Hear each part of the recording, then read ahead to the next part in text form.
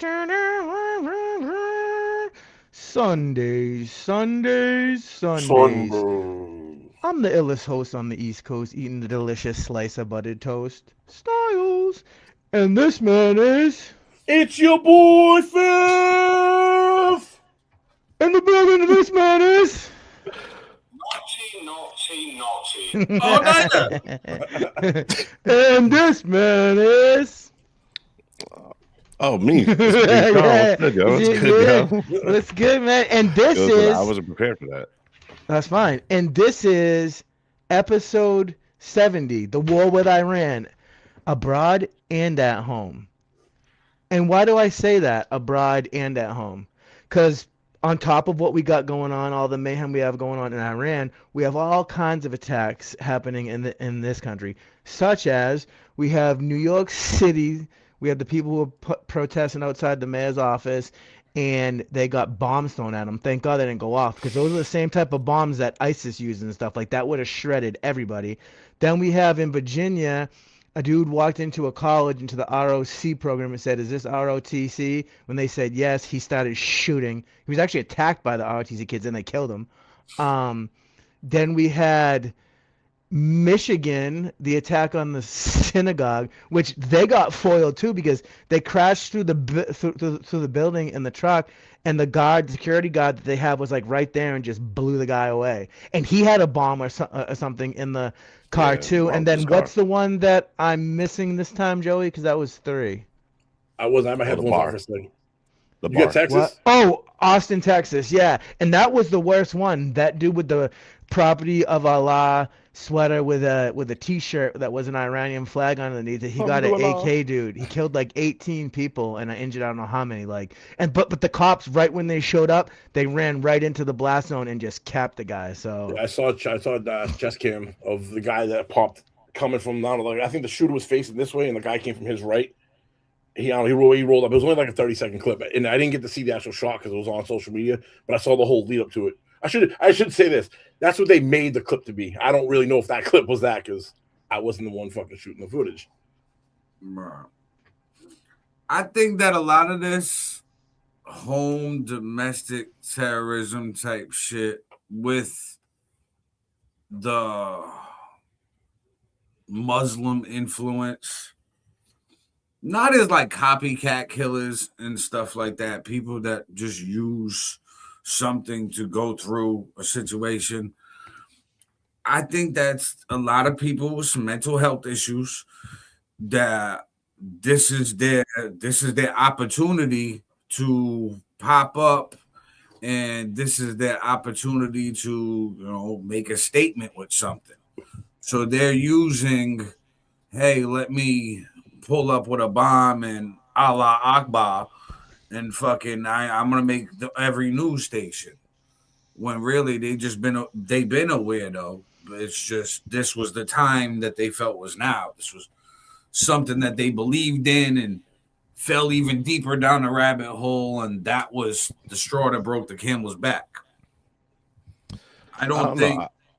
They said those teenagers went to train with ISIS or whatever from Pennsylvania. The ones that went to. That's what I heard. Mean, that they actually. I've been saying since last, I think it was last summer.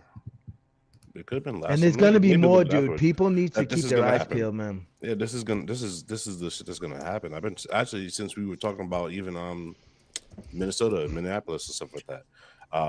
Because we seen what's called what is it? Dearborn. We saw Dearborn.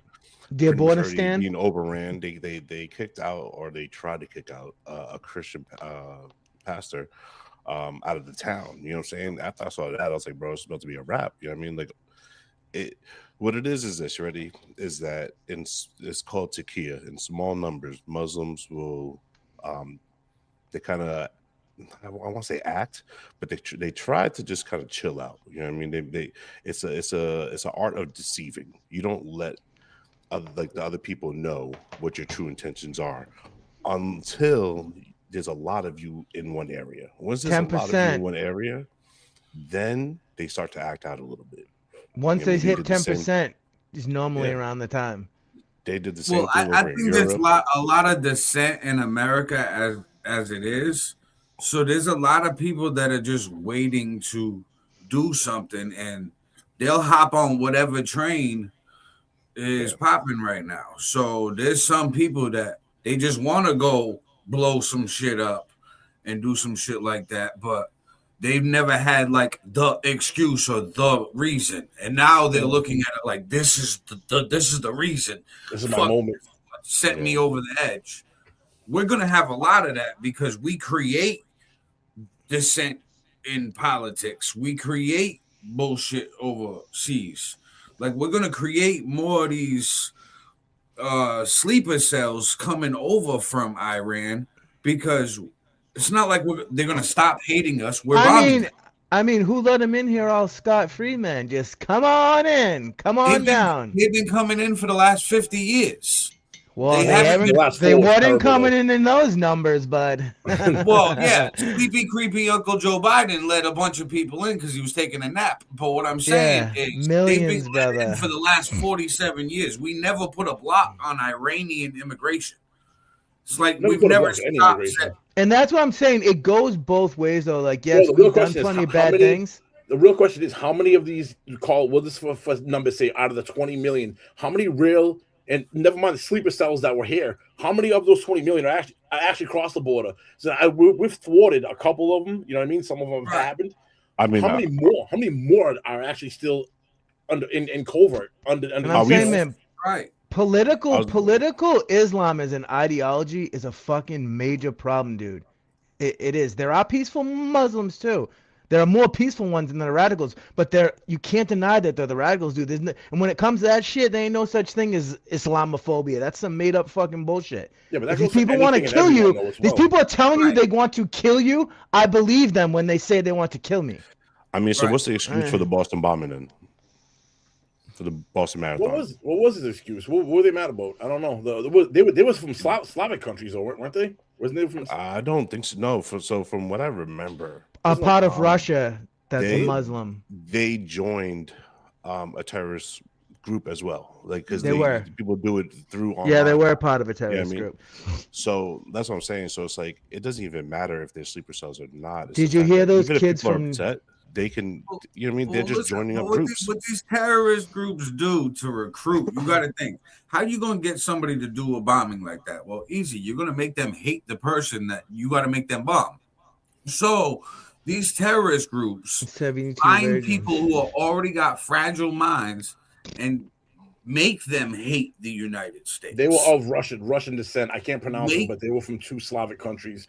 Chechen. Yeah, so they I make said they these were from people Russia. hate the United States. So, okay, from Russian countries.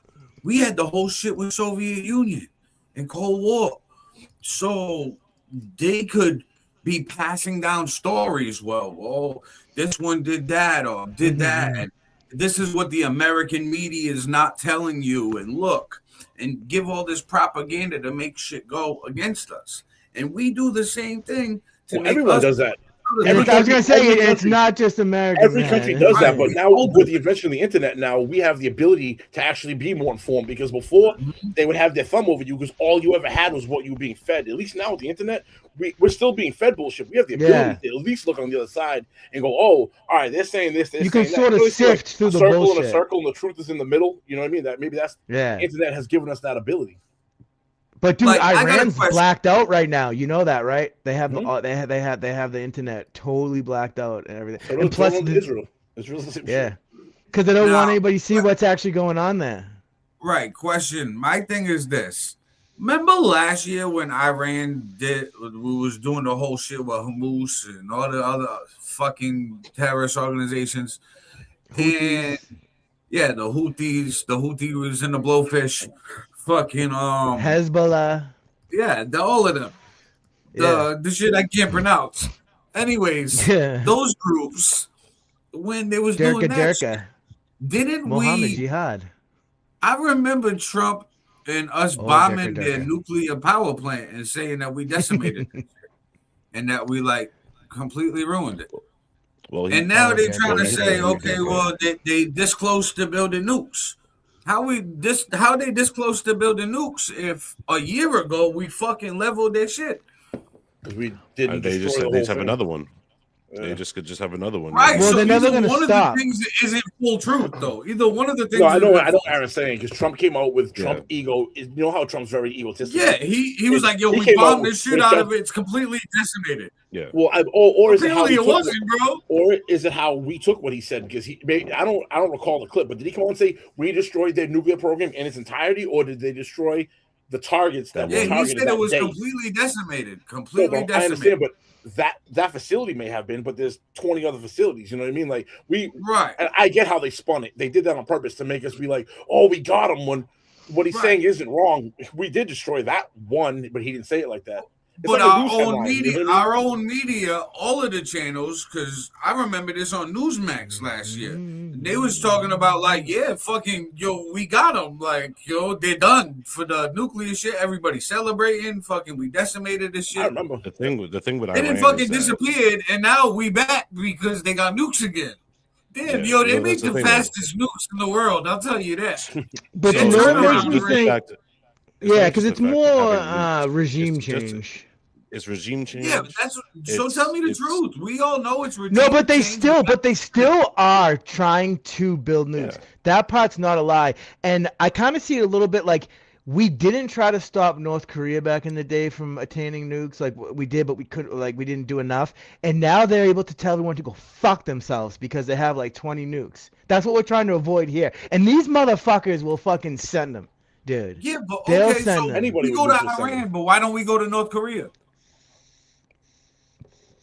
Because they already have them all, and they have them on the missiles and shit, like ready to go. It's not So even they're that, bro. like, It's we're spread too thin, so we have to do think about it from a prioritize. We're holding Iran as a higher priority than North Korea. We'll get to North Korea. I bet they'll be on that Right, list. I would have We already took North counted them Korea 10 years ago. 10 years ago, as soon but as see, but- fucking Kim Jong Un started doing military parades with missiles they- and all this but other they have shit, China nah, backing I'm them gonna too. nip that shit in the bud, bro. But also, it's We gave not him a about pass. nukes. It's not about just nukes though. Yeah, There's this so much isn't other about stuff. nukes at all. if you This look is at- about the Strait Well, no, of that's what I'm Hormuz. It's about This is about ballistic oil. missiles This and is about drones too. trade. It- Listen, this like, isn't about nukes. This is about oil. 20% of the world's oil comes from the Strait of Hormuz. This is about draining China's oil, Russia's oil. This is about destabilizing the Yeah. Middle East. Yeah, So that way they're all infighting and Israel can take they're over hurting the- worse than us. I don't think it's about destabilizing the Middle East. I mean, the Middle East is already destabilized. You have Pakistan and Afghanistan going to war as we speak. You know what I mean? Like they're Right, warring but with you each got other to constantly. destabilize it So- a little bit more so it's easier India, to too. clean up. But how? But Iran, Battling India But also. Trump is taking out the destabilization. You know what I mean? not To me, really. it's Iran is funding. bombing all the embassies in all these countries. No, I, But that's the So they're problem. bombing their You feel me? neighbors. You can't bomb Yes, your and- neighbors and be cool in the neighborhood. You can if you're a destabilizer. That's the thing. They also fund all these other terrorist groups that are just Yeah. causing mayhem in the Middle East in general. Think about this, you ready? We keep talking about Palestine, Hamas. Why doesn't Egypt allow the Palestinians back into Egypt? They don't Because want when them. because when the Palestinians went over there, they tried to do a revolt over there and try to start killing people over there. So they pushed. That's them what they're back gonna to do wherever Palestine. they go. You have to understand Right. that these people are I funded think by the Iran. Palestinians got caught up in the mix because that's where Hamas and the Houthis all were chilling at the time. I think But Iran those is are- trying to those people. Listen, Those people that you just named are funded by Iran. right? Yeah, You that's know, what I'm you saying. both are Iran right. is Fully caught- fully things- funded by no, Iran. but two things can be Right. true at the same time. I think you Yes. both have.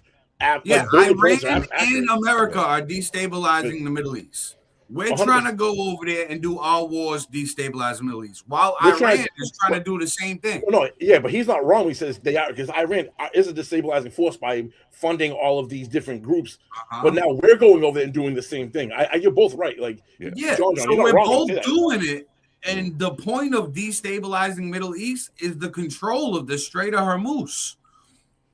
Whoever has power in the Middle East has the Strait of Hormuz, where you got 20% of the world's oil coming feel You from. know there's they're talking. multiple- You there's you multiple guys know factors. they're talking about sending 3,000 Marines in, right, to try to secure the Strait of Hormuz.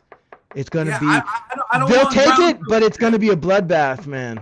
Yeah, because they got too much over there. I was watching something on the Strait It's of like a Hormuz. They got sugar the bowl. fucking underwater mines. They got Yep. the missiles pointed over there on top of drones. Yep. Then They they got got- fucking ships in the Strait of Hormuz on both sides. Because it's So cliffs. It's like where a sugar trying to come bowl. through. Like it's like shooting But, ducks in a with that barrel. being said, something has to happen. The world Something. something needs to happen in order to open that up, because I don't know if you guys noticed, but gas went from 240, 250 a gallon. It's Yeah. 330, 340. I It went up know like it is. $1, bro. An entire know dollar it a is. gallon, like that. In, Yeah. in a Something couple has of to happen. weeks. Well, Yeah, listen, something why do does you have to think we happen. took Venezuela first? Before this chess Because- move with Iran, because we they took give Venezuela they to get give that oil. started. Yeah. We Because they needed give the type of oil. oil to they get, Russia so and it just Because started. that we hurts can Russia still and clean it China. out and sell it Exactly. though. No, but it's So that even kind they're of though all it's not the connected. gas oil, Fifth, even though it's not the gas oil for cars, we can sell it to another Oh, no. country to get the oil we need. that Dude, oil, Russia and China have been in threatening to infrastructure. get Think about this involved. infrastructure wise. We now have a type of oil that our fields, that our oil refineries can't refine because it's different style. That just gives us another lane to open up more manufacturing, and that opens up more. You know what I mean? Like now we have the world's biggest reserve of this type. Why don't we go to Texas and start building this kind of infrastructure Right. to support it? That way we don't have to trade it. Like we can actually make money from it. I think but that's while we're building those refineries, we're gonna have to trade it right now to keep 100%. our oil prices down for the actual oil we but use. it didn't. But it ain't working. I mean, it doesn't. That's Right, They're because just we're not starting. moving They're it just fast starting enough. with the reserves, with the strategic reserves Yeah, from we just this started country with that this week.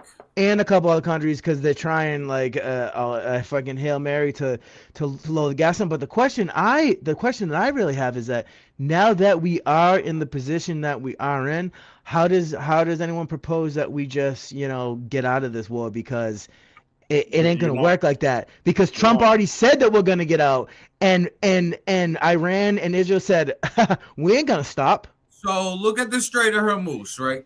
If you look at the They're gonna geography, block it off. it Worse. goes up, and there's like a little peninsula piece of land on the other side of Iran, south of Iran. I personally would bomb the shit of that piece of land, because that land will just be gone. It'll widen up the Strait of Hormuz, and all those underwater mines that they have over there will obviously blow up. So that'll help get rid of that piece of land. And then literally just bomb the shit around the Strait of Hormuz. You want to be hanging out over there? Well, I'm trying to get money. Sorry, you're getting bombed. You know it's a war zone. You know I'm trying to take this. You come over here, you're not a civilian. Bye-bye.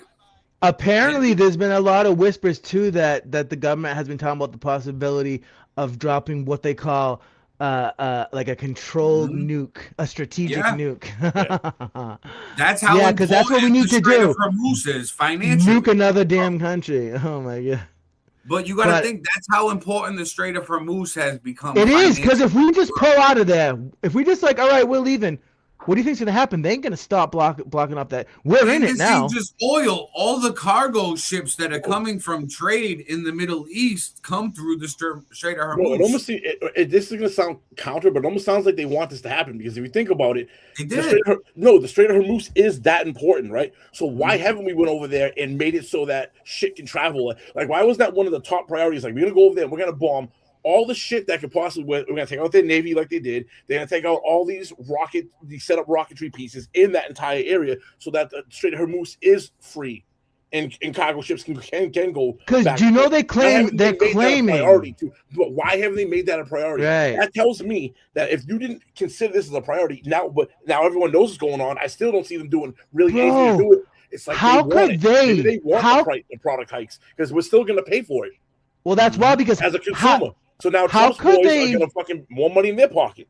how could they not consider that when, if you fucking run back the tapes on this show, a fucking Joe Schmo like me has been talking about the Strait of Hormuz and that they're gonna fuck up our gas with that shit. So you telling me the government didn't think of that? They definitely knew. Right. I would hope so. And it's not Because they just the want oil, people to like get I pissed said, off, it's and I all think they're the gonna send in the trade troops. through there. As I think Americans will be pissed when a bunch of troops get killed when they're trying to secure the state, and maybe people will start to be. It's not as many people that don't support the war too as they try to make it seem. That's kind of weird too. Like, Yeah, but that has nothing to do with that though. no. I know it's just weird. Like, and plus, like nobody really wanted any new wars, but I'm not trying to fall for the propaganda, but Iran's absolutely a problem. It's just how much blood and treasure are we willing to spill to take No, out this Iran's regime? always been a problem. It's the question is why do we all know the answer to this is why do we decide now to do something about it? Because our homeboys, them boys over there, were like, we're gonna go hit them. We're surrounded by enemies. Like we need your help, and of course, my everyone's in bed thing with with them. And they were Iran supposed to hit being him at night, and then the last second my- they said we're going in during the day, and that's why we got dragged in. Like Yeah. dude, We my got dragged thing all in with the into top- Iran being a problem though is we created the problem. When we went over there in the 50s and didn't like their leader and created a coup and put our own ideology in their land. Like I know. said before, that'd be like and we were an ally at the time. So just Yeah, but because that we only was for like cool with 20 them, Aaron, I agree with you, but that was only for like 20 years. In the 70s, the Ayatollah came into power. So from Right. 1970 to 50 something years, bro, and like you still mad Yeah. about that shit? yeah, because these people got taken over, bro. That'd be like Yeah, Canada that's done and over coming with, but over it's here, over. like I said. Yeah, but they're still alive. Some of those people, the human lifespan. but they could were be free though. 100 They were years old. free under that regime. So you got to think if that's what they were raised with, it doesn't matter if we know our Some of the ways- old people, yeah, some of the old people are supporters. right. this. So you got to think these old people are raising Sometimes- younger people to hate The us. younger people who are against him aren't armed really. Like that's part of the right, problem. and some You of do the younger know. ones are like, "Hey, this ain't my fight." This is- Whatever. John, this is You- biblical. John, this is biblical. You should tear this up. You should. I mean, Yeah. Biblical too, I mean- because we went over there and tried to impose religious shit while doing it. What do you Well, think I mean, they're doing? yeah, what do you yeah, think hold on, Islam hold on a is second. doing, Yeah, brother? Hold on, John. Islam aims to John, take John, over the whole hold on. world. One What mic, you're one mic. not understanding is listen to this, Styles. It'd be like Canada coming into America and saying, what's gonna lay "You're gonna down?" be Canadians now. You're gonna do whatever the fuck we tell you to do. You're gonna have our economy, our market, all of this." As Americans, we would say death to Canada. What They about want- all of the Muslims in this Our country are kids will telling do us the that they're same gonna thing. do whatever the fuck they want to do here? No, listen, our Like- kids. Listen, our kids would do the same thing. Our grandkids would do the same thing. I'm We've not been saying invaded, that's right, bro. I'm saying death to America, but I'm saying we created the bullshit. Well, no. We actually that. created do it. know. We actually created it after World War II because Hold we on, just right. made up We all made that shit these over people there. hate us, and then 50 years John, later, just we're stop like, talking. "Come on, I wanna guys, hear you this. still hate us?"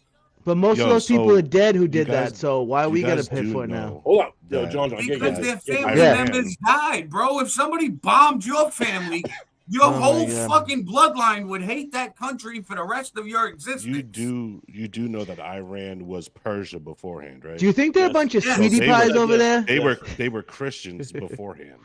I know. Right. And then Persia. in 1979, then you had the Islamic regime come in and force people and kill people to convert to being Islamic. Well, So it was these people- Christians up into the late 1800s, and then it became Islamic, 1970. and then we right? became allies No, with them in the it 30s. was the And then 1970s. from the It was 30s to the 50s, we were great allies with Iran because we was getting a bunch of their oil. We was cool with them. They was Christians.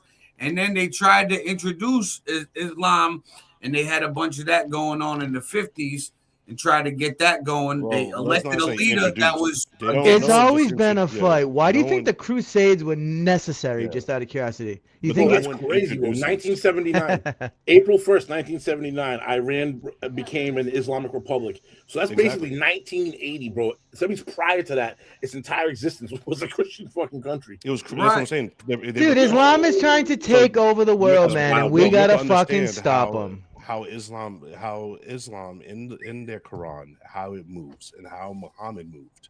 You know what I'm saying? Right. Because it didn't. Christianity spread by. He was a word. fucking pirate, basically. Yeah, it was Christianity spread by word. There was no wars. Jesus did not have an army, nothing like that. But Muhammad, Mhm. he did it by conquering. That's why they talk about forcing people. You Right. either one pay the jizya because you don't want to convert, which means a tax that they can just randomly just say, "Hey, you're paying this tax." Two, you're going to convert, or three, you're going to die. You're gonna die. That's literally how they did it. So with Iran, that's the reason why the Iranians are happy right now, because the people that come from Persian descent are Mhm. happy that they're being freed by this stuff. Right. So even with that, with the radical Islam, it has to be eradicated, no matter even whether Just like it's radical for Islam trying to take over Africa. Israel, for whatever it is. You know what I'm saying? Exactly. You have Christians being slaughtered over in Africa. You have Christians being slaughtered in Syria. You have these groups that are being funded by Iran that are slaughtering people. We were talking about when they were slaughtering Christians that we need to have another crusade, that we should try to get involved. Nicki Minaj sat there trying to say, hey, we need to get involved by this stuff. And what do? Like You people aren't awake. You They're don't go trying after to these take little this groups. country too. Yeah, we've been going after little groups for how long? What I'm saying is the reason why these Islams are killing Christians in these places it's not because of bombs. It's in their book. It's in their book to kill. It's in their religion. It's embedded in their religion. It's in their religion to be the only religion and not support any other religions. It's more of a political ideology. It's actually more of a political ideology than a religion when you really get into it. It is. And it says all of these Islam religious books are. The Torah is, the Quran is, the Bible is. I've read all of them. But we don't preach the shit about. We don't say Christianity is going to be in every home. It will touch every home. We don't say that shit, bro. There's a difference. There's an opposing factor. There's an opposing factor. Christianity doesn't impose itself on other people or other religions, where Islam does. Islam's some evangelists do, but but not the way of like converting. Nah, it's none of them going to kill you. That's their job. That's their job. You know what I mean? Like, you know what I mean? But like the intent behind is different. So it's like, right? No, I get it. So it's all in a vacuum for power. It's all in a vacuum for money. Money is the root of all evil. That's true. So if we look at the money and follow the money, put religion aside because that just gets you soldiers. Let's be real. Let's look at like the 48 laws of power right here. You get a bunch of people to believe something and fight for it. Guess what? You built an army. So now we got religious armies. You know what I mean? Based off of belief systems. Now we have the money. It's 20% of the world's oil. Never mind. All these companies that are making missiles and bombs and shit, I bet you they like it. Of course they do. It makes money. War makes money, but it costs money. That's why it's called the military-industrial complex. Yes, sir. That's what that is. Yes, everything sir. you guys are talking about as a bird's eye view look at it. It's all of that shit combined into one. So what does a war like this actually entail or cost or make? Because it does cost a lot of money. They're saying something like they spent $4 billion. Like 70 billion or some shit. I thought it was in the billions, bro. I heard. Yeah, it's like 70 billion or something. Some crazy amount, right? But what they're not telling you is now what companies are making money off of that, putting it back into the economy. Now, yes, it did cost X, but that's not 100% loss. Maybe I don't know what the number is. I shouldn't even say number 60%. Like Lockheed Martin, Raytheon, all of them. Yes, Think sir. about it. The salaries that these guys now they're active duty. When they're active, not active, there's a pay bump. Right. So now these guys are making more money. You know what I mean? Like it's definitely they're putting that money back into the economy. Now, my thing is this though. The only thing I'm trying to say with this war is, as Americans, we act like, damn, why do they hate us? Why do they hate us? I don't know, because we've been at war our whole existence. We've been involved in some type of war across the world. Well, who likes their captor? Nobody likes their captor. Nobody likes the authority above them. Nobody likes that shit. So none of these people are ever gonna like us. We got to get over the fact that they screaming death to America. Of course they're gonna scream death to America. It's common sense. If I was in their shoes, I'd be saying the same. So why do they keep coming here if they don't like us? Because they want to come here to be sleeper cells and bomb us and cause. Because they want to take us over, Aaron. We need to fucking stop it. Bro, they want what we have. We are technically, think about this is why we're the first world. Dude, we have the best of everything. The immigrants that come here get money and send it back to their countries. Minnesota? You know what I mean? They're like, okay, we don't like you, but your dollar's more powerful, so I'm going to come over here, do the same job, and then go back to my country and be rich. Bro, they're going to get paid. Let's just give it a number. Like, say they get $30 an hour. Earlier, so when they send it back and it converts, that goes to like 35 or 40 an hour, depending on what country it is. But you know what I mean? So not only do they make good wages here, but then when they send it back to another country, it's even a higher wage. Like if they send $1,000 American dollars, it's 3,000 of their dollars. Oh, your package. I'll never forget when I was locked up. There was a CEO named Kandi, right? Siddiqui Kandi. He was from some country in Africa. Bro, he's showing me his fucking house in Africa, right? Bro, it's like a mansion. I'm like, why are you here? He was like, because I'm gonna be here, do 10 years here. He goes, I go home every summer. And He then goes, fine. and then I'm gonna be a king. Yep. He He's was gonna like, have the money mad I'm bread, making dude. here. He was saying that like $25 an hour here is like $150, $200 an hour away. That's what I'm talking about, bro. They send He was 1,000 like, of our so dollars, and it's 10,000 of their dollars, bro. They love that ratio. I can't blame them. right, so You put yeah, yourself in their shoes. they're If you gonna had that come over opportunity, would here you? and get the money. You know what I mean? It's all I don't about the blame them. money. Yep. And we let them in because we're like, hey, workers, cool, great, voters. We let them in because it's cheap labor for us. We're like, instead of paying Americans Yes. 25 an hour, I can give you 17.50, and you'll take it and love it because Exactly. it's gonna be $100 an hour when you send it back. Right. Like, I don't blame people for that, bro. If you had the opportunity, anyone would do it given the opportunity. But that's like the war with Iran, though. We got to understand that, like, a lot of those Iranians came in and they're mad. So, right now, any Iranians that are in the country are going to be on like a watch list. Yo, music. I have to say, even if they're good people, they're going to be on a watch list because you don't know if they're going to act up. Paul, whatever you're doing, stop. But you hear your bag crinkling like a motherfucker. He's eating potato chips back there. I know, but mute your mic before you go do shit like that. When you're filling up water and crap, like we can hear the water like filling in the glass and shit. Oh, I can mute it now. All right, here we go. Nah, I agree, bro. I didn't know how long he was gonna play with potato chips for. All right, so check this out. We have some people in the comments for America represent freedom. Yes, but freedom isn't free. I think a lot of people misconstrue the word freedom and think this should just be handed to you or given to you. But there's a cost with everything, and the cost. This was more fucked up. It actually costs more for freedom than like these other countries who have the socialism value. I was talking to my son about this shit the other day, and I was trying to explain the difference between like a socialist country and like what we have here as a capitalist. I'm like, there's definitely problems with capitalism, human greed.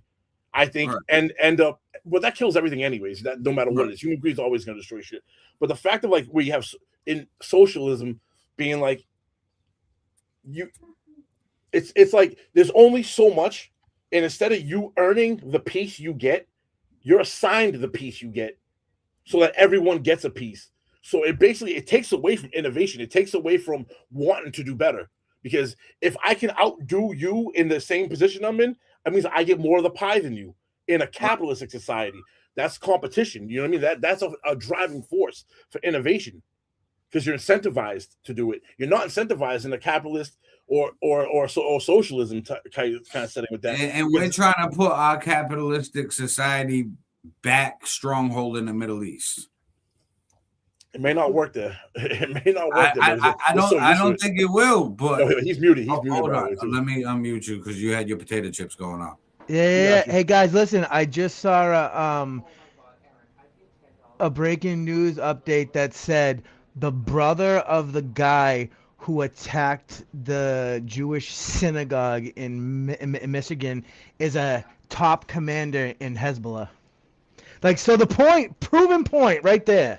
People have fucking problems, man. Yeah. But the thing is, we created the problem. And now what do? We just sit and we just let them kill us? No, we go over there and handle shit. But the thing is, let's not cry, poor me, I'm the victim. No, we started this shit. He was the bully, and now we getting repercussions. Yo, pull up that last comment. That's something we should definitely talk about right there. So do you think politicians would take AIPAC money or loyal to Israel or the U.S.? Israel! Dude, look at how many politicians have fucking dual citizenship with Israel. Like, it blew my mind. They're still loyal to the U.S. Don't get it wrong. They're loyal to the U.S. They're just looking at it like, in their opinion, I'm willing to give up this. I'm willing to back you if you're going to put money in my pocket. You know what I mean? I'm pretty sure he does, Aaron. Can you look up if Trump? Can you look up if Trump has dual citizenship with Israel? I think he does. I mean, Trump is a Zionist, dude. Why is he doing?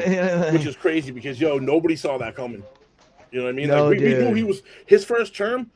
there was almost no talk about this. Now, the second term, there was a little bit of talk about the Israel money, and like, wow, like a flip of a switch, man, boom. Actually, no. Trump has no dual citizenship for any other country. But it says his strong political alliance with Israel during his presidency, like moving the U.S. embassy to Jerusalem. Family members have dual citizenship. Melania and Barron Trump both hold U.S. and Slovenian citizenship, but not Israel.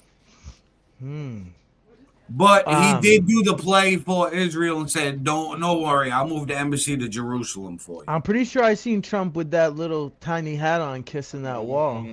Yeah, all the presidents kiss the wall. They all, you know what I mean? You got to kiss that last comment. Boss. Yo, check out that Jason Beatrice comment right there. Always since the 90s. Yo, in Fallujah, Iraq, I fought against Iranians, Palestinians, all Islam extremists screaming vengeance for the Crusades.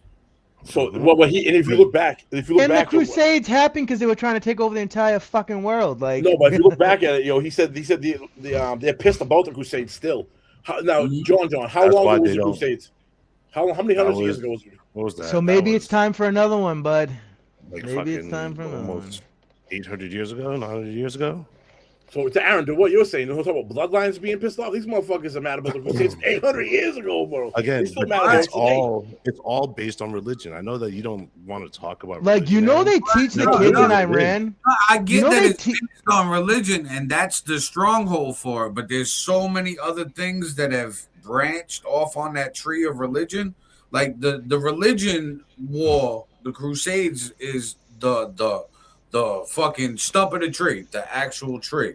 All the branches is the oil, the world trade, the influence here, immigration, it's all connected. Ability. But that's all power based, and that's what Muhammad wanted in the beginning was power. You also understand that Muhammad was bullied before Islam was even around.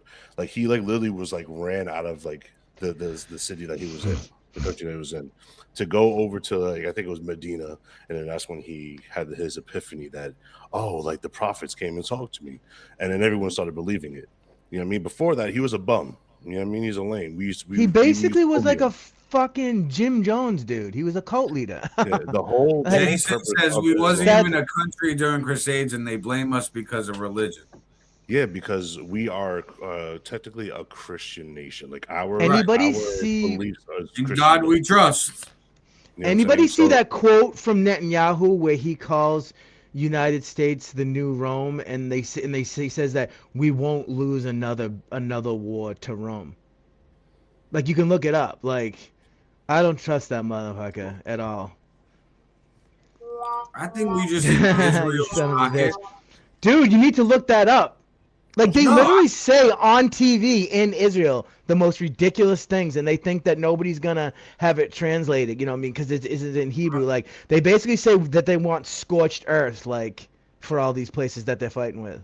Yeah.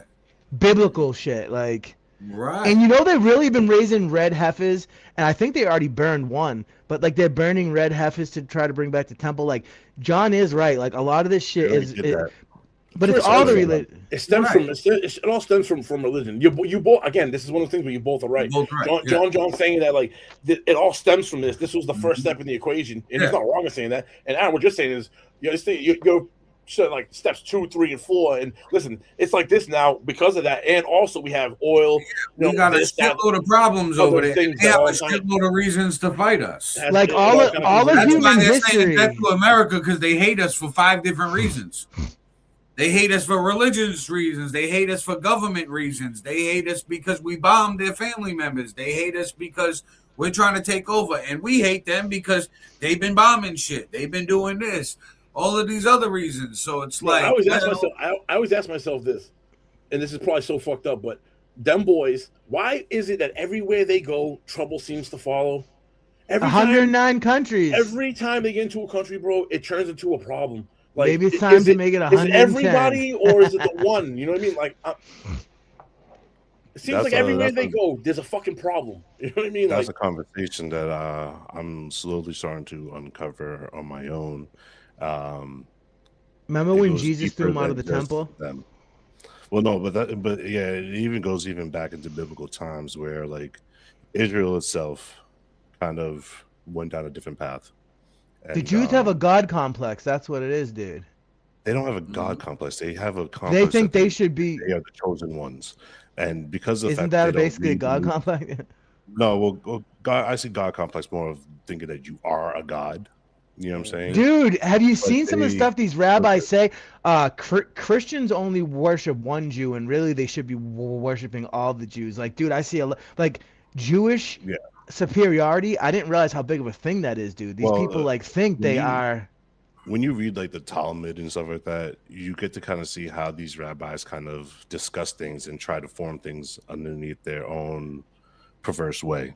And You see how they where take religions bodies go down to wrong. those tunnels to try to like do rituals to see if they're the prophet that's gonna come back to life, and they do some fucked up I mean, shit, well, that's the dude. problem is that that's their prophet biblically will be, the Antichrist. Yeah, The one and that they're preparing to they take welcome. chickens right in the streets, and that you put your sins on the chicken, and then you murder the chicken. Have you seen that too? Well, I mean, that comes down with sacrifices in general. They've been doing sacrifices biblically, you know what I mean, before Jesus. Once Jesus In came, the Middle East, they put it he on a was the goat. only sacrifice. Yeah, exactly. They do, either but- put it on the goat or they're fucking a goat. Yeah, I was gonna say they put it on a goat in more ways than one. Exactly. They're trying to break the goat's back. But I mean, but biblically wise, I mean, this is all supposed to happen. Like, and that's why I keep trying to tell people. It's like, yeah, like there's all these issues, but those But again, they're trying to force it to that's happen. well, the Israel You is see trying that? we think that is forcing to happen. This is what's supposed to even happen. Even in the Bible, it speaks on pretty much Israel kind of bring that stuff on. Did you see And Pete that's Hegseth did an the first interview part. where he was saying like we're bringing on like the fucking like he was saying biblical shit like Mhm. because he believes in all, and I believe in it too, but I don't know, man. Like that's what it really boils down to. Like in the Bible, we are known The as Abrahamic whore. religions are just America like is the whore. You know what I'm saying? And if you read it, then you also have the beast that goes against the whore, which I mean, that's how you can look at it. This is all, like I said, again, this is biblical. And Israel, they don't look at it as biblical the way the Christians look at it because they're waiting on their Messiah. They don't believe in Jesus. They say Jesus is boiling in hell or burning in hell in a boiling thing of feces. with Mary, with literally- Mother Mary. Yeah, they say that Mother Mary was a whore and all this other stuff. So they don't even see eye to eye when it comes down to Yeah. those things. Which, but at the same time, what they're thinking that they're going to welcome in, which the way that they look at their Messiah is that he's going to come in and fight for Israel. He's going to win Israel's battles. He's going to protect Israel, and then Israel will praise him as the Messiah. And when you look at things, that's kind of what Trump is right now. He Have you brings seen world people- peace and all this stuff?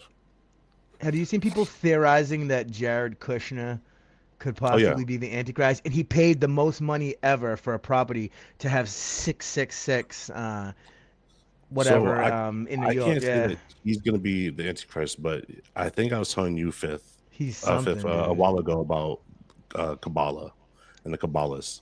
Yeah. So they practice the mythicism behind Judaism. So they worship deities, not just God that you're supposed to worship. They worship other deities. They do sacrifices where they rape boys and men and stuff like that. They think that they can speak to the spirits after they climax.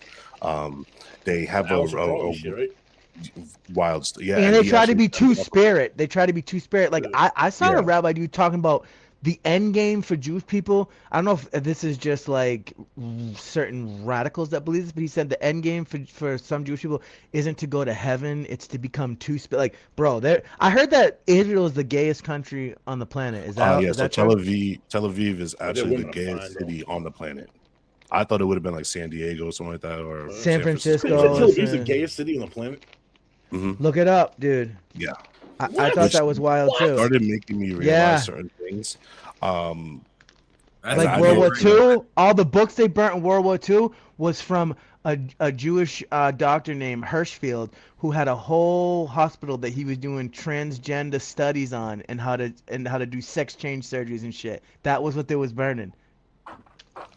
I mean, and I mean, if we kind of even like want to, even I'm go not to saying that people- some of the shit they did was right, but Now, Yeah, knowing even if that we this is wanna a go- religious war in Iran and the Middle East, what's the future game plan? What do we do? Yeah, the right. future game plan. What do? Find God. Yeah. Because at this point, Right, you but if with, we've been Aaron? trying to find God since our existence, does this mean we staying in the Middle East forever right now? What you have to do? All right, no. Rephrase the question. Who you Like, riding with, how's this Aaron? war play out? Or how does this? Yeah, how does this Who play you out? riding with, Aaron? How does this play out from a global geopolitical point of view versus it being like a religion thing? From the Bible wise, right, is that the war happens, they end up developing a peace, quote unquote peace. Then there's another massive war. Within these times, there's certain things to look for if this is true. Okay, if this is prophetic, right? Yeah. You'll see. Let's say this, right? Because we know that community was dead, right? When it comes down to end times, we would see a leader like Kamini come back to life unscathed. And is it true that he's like their pope? He's like the man when it comes down to radical Islam. He's their top spiritual leader. Like I heard somebody describe him like basically we killed their pope.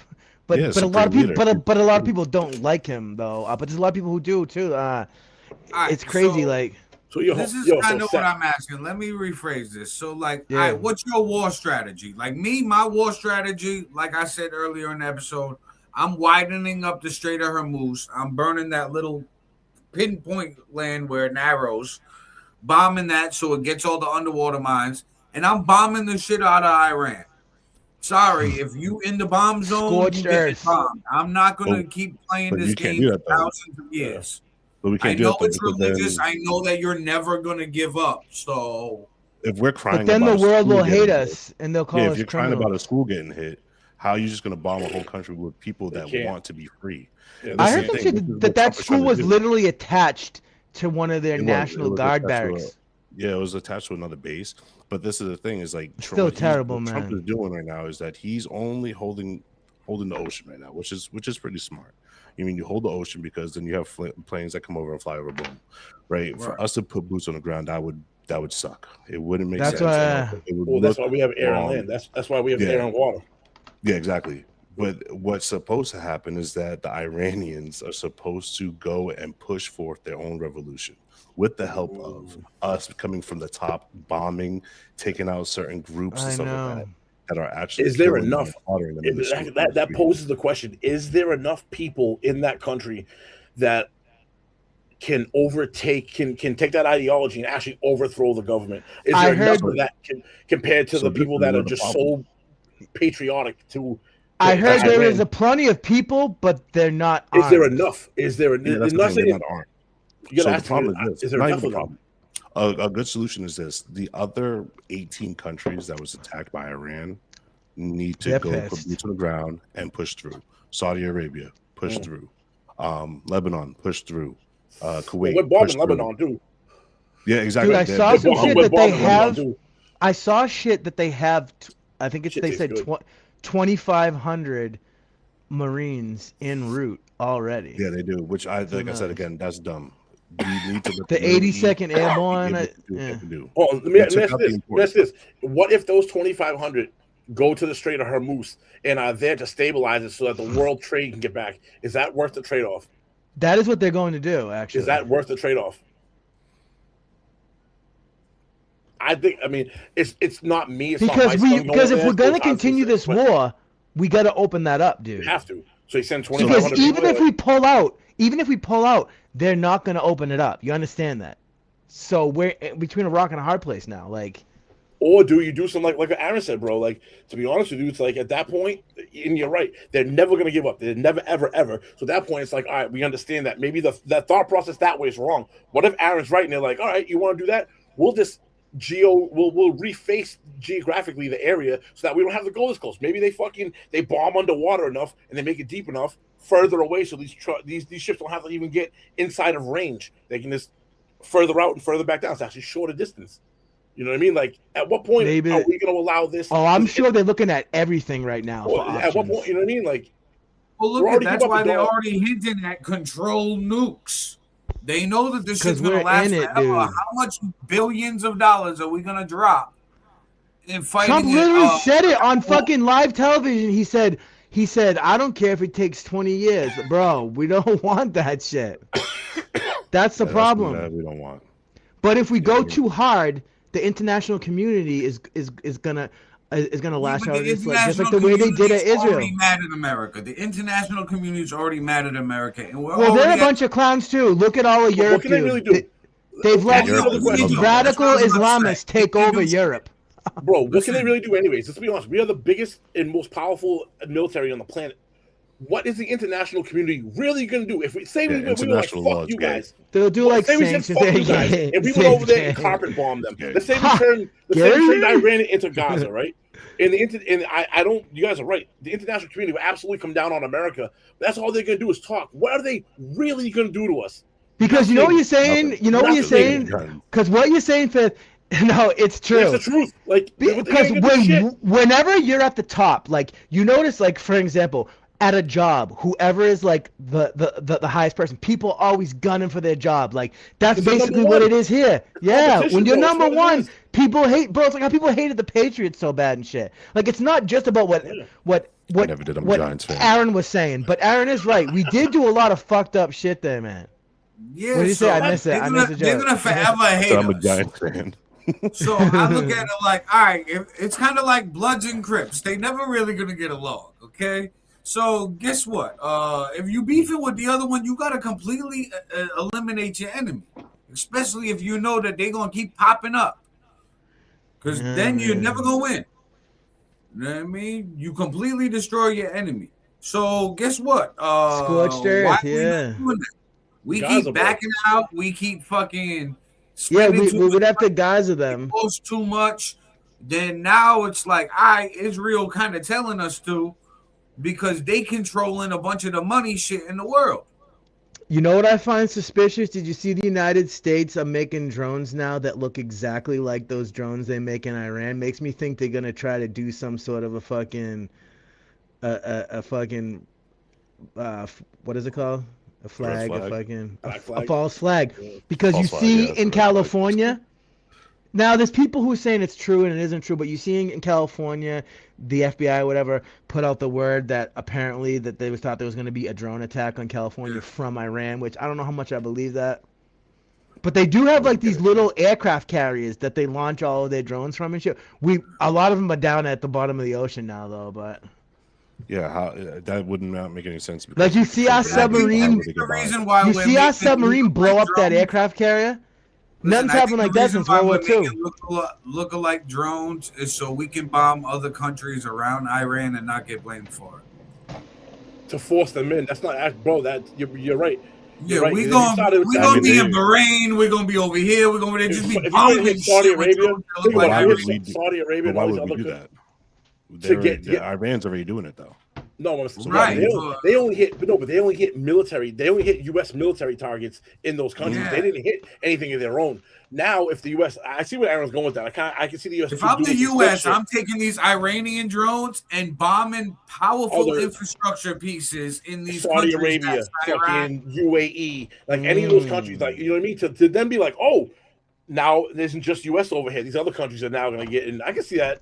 So now those countries are like, yeah, exactly what Phil said. Oh, Iran, you fucking with me because I got American embassies here? Now you bombing my shit? Fuck you. Really, but they haven't just been hitting. They haven't It'd be like World War II reversed. Instead of like, it'd be like the U.S. coming in late. You know how they came in late into the war. That's like what the U.S. is. The same game plan. Except U.S. is on the front line first, and now they're like false flagging, and then pull everybody else in. False flagging all these other countries into it. You know what I mean? Imagine if they get some shit in Egypt. But Iran is also hitting. Iran's also been hitting oil refineries and desalination places in these countries too. So it's not just our military bases. That's why these countries are starting to get pissed off too. Right, but and why are we blowing up the oil refineries in Iran? I thought we wanted to help the people there who are good people, though. Because we don't want to. That's just our false flag for the world to get away with it. We're saying, hey, we want to go over there and we care about all their rights and this and that. We don't care if the women are dressed the way they're dressed and fucking. We just gave women rights fucking not even 100 years ago. I think all. I mean, like all the can fuck. I think all can be correct. So you think we really give a fuck about the rights over there? No, we give a fuck about Maybe the it was a oil and the money. mistake. Let's be realistic and stop playing moral police over here. Well, that's the thing, though. I Money. think that is all of it, though. I mean, when we're watching a country It's complex. slaughter 30,000 people that are protesters, right? You know what I'm saying? Like, Right, but that that's is how a you little get scary. the people, the citizens that have no power, on board. You get their feelings exactly. involved. Yeah, You know but what I mean, mean? but So that's the thing, though. That's America what that's didn't what do it's that, about. though. You know what I'm saying? Like, Iran did that. You know what I right, mean, it would be different if America was staging it to make that a false flag, but that's Iran doing it. right. But we're doing it on both sides, though. You know what I mean? But they We're did that. painting I the don't know. whole country as fucking death to America when there's a bunch of people in that country that like us. Yes, but It's only the that's why radicals we that don't. hate. But that's why we're not going over there just bombing them. You know what I mean? Because if we just go over there and bomb people that are actually good people, that makes no sense. But we're just Right. gonna get That's the step regime two for the people who's like been us trained. that pay attention to what they're bombing.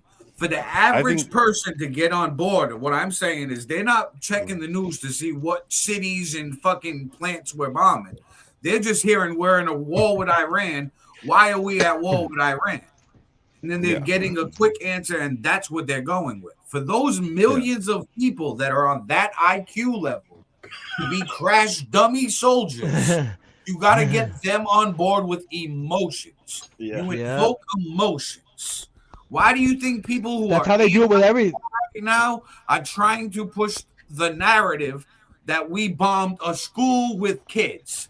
Because people invoke emotion when you talk about hurting children.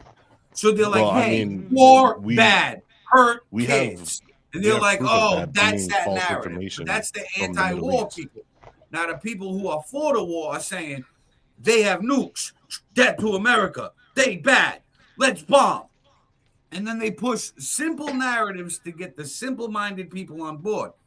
But then it's like when you look deeper, now you can see strategies. We're talking about where they're bombing. We're talking about the roots of this with the crusade and how they're hundreds of years later still mad. We're talking about the oil, the money, the politics, the control of the region, which controls all of that world trade. It comes into a deeper picture on why we are at war. But what they say on the news is simple clickbait headline shit to invoke emotion, and that's it. That's the propaganda aspect. Right. But And like then I said, all I these think news stations do their own little quick headlight shit because you got to have a different headline. You're in competition, capitalism with the other companies. Who's going to get more money and more views on their shit? So you got to make it saucier. And that's what they do. They sauce up the headline, invoke more emotion, and get their own propaganda. Dude, like See, but the only Yeah, benefit I see fucking from that, Fox the News. only benefit Fox I see from News that is like midterms. I like cheerleaders for the war and I like don't- Israel and shit. It's ridiculous. So my thing is this: is that when I first started hearing about the Iranians killing their own protesters, I didn't find that out on social media. I didn't find that out on CNN, most news sites. I found that out on X. A lot of the news that is given to us that happens, or that's from, well, yeah, that's from these other platforms are also, kind of funded by Qatar and the Middle East. Yeah, So you have they're places not like the our friends. BBC who they've already been found guilty of tampering with videos and edits and chopping it up to make things look differently. They've already been exposed for inflating the numbers in Gaza and stuff like that. So it's like all of these news stations do the same thing. BBC yeah, News, but that's the Fox thing though. So News, they all got CNN's got lawsuits against them. They all well, that's what I'm fake saying. news. So the problem is even never know the truth. if it's supposed to be the emotions that we're supposed to stir up, I don't see what that would do for America wise when it comes down to that stuff. I mean, It so gets when people we're on board. talking on board for what though? What the only thing that's going to affect it is midterm elections. Man, Other than they that, do everything we're not for gonna. election. I'm not going overseas. You know No, what I but mean? that's They're my also force. building. No, John, I see what you're saying. I think like what Aaron's saying is they're doing that the entire time because then they're trying to build their base. But it's like trying to herd cattle, right? Like they're pushing. They have the herd coming, and it's like you're going left or you're going right.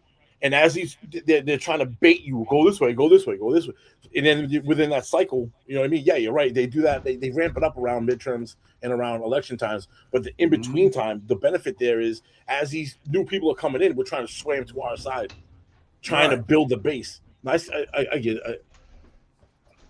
That's why, like, I use, for example, the people who are the anti-war crowd, right? What's going to make people more against the war than saying we bombed the fucking school of innocent kids?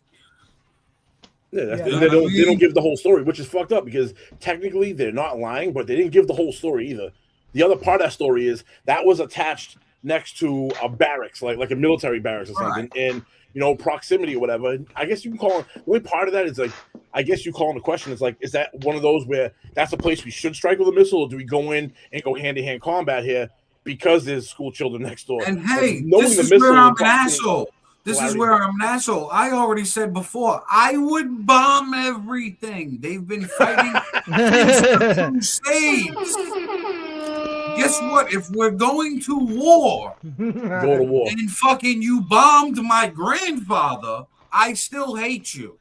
I'm going to tell the story to my kids, to tell their grandkids, It's always going to be a problem. It's always going to be a beef. So we have to eliminate the problem. Nip it in the bud from the root. And start fresh. And show a show of force where, hey, you fuck with us, we will wipe you off the fucking map. Try again. Calm down. Calm down, Benjamin Netanyahu. Yeah, I'm just conflicted in like because on He's one not wrong. side He's not wrong. you don't want to do the war. I On know. the other side, you're saying to just obliterate everyone, which is kind of confusing. No, I'm not No. saying I'm against the You war don't- at all. I was He's just saying- explaining the narratives of if the you people go to who war, are if you go to war, the only way, If what he's you're saying, if you go to war, the only way you can do is to you're do a it person full. who's anti-war. What are you going to say to get people to be anti-war?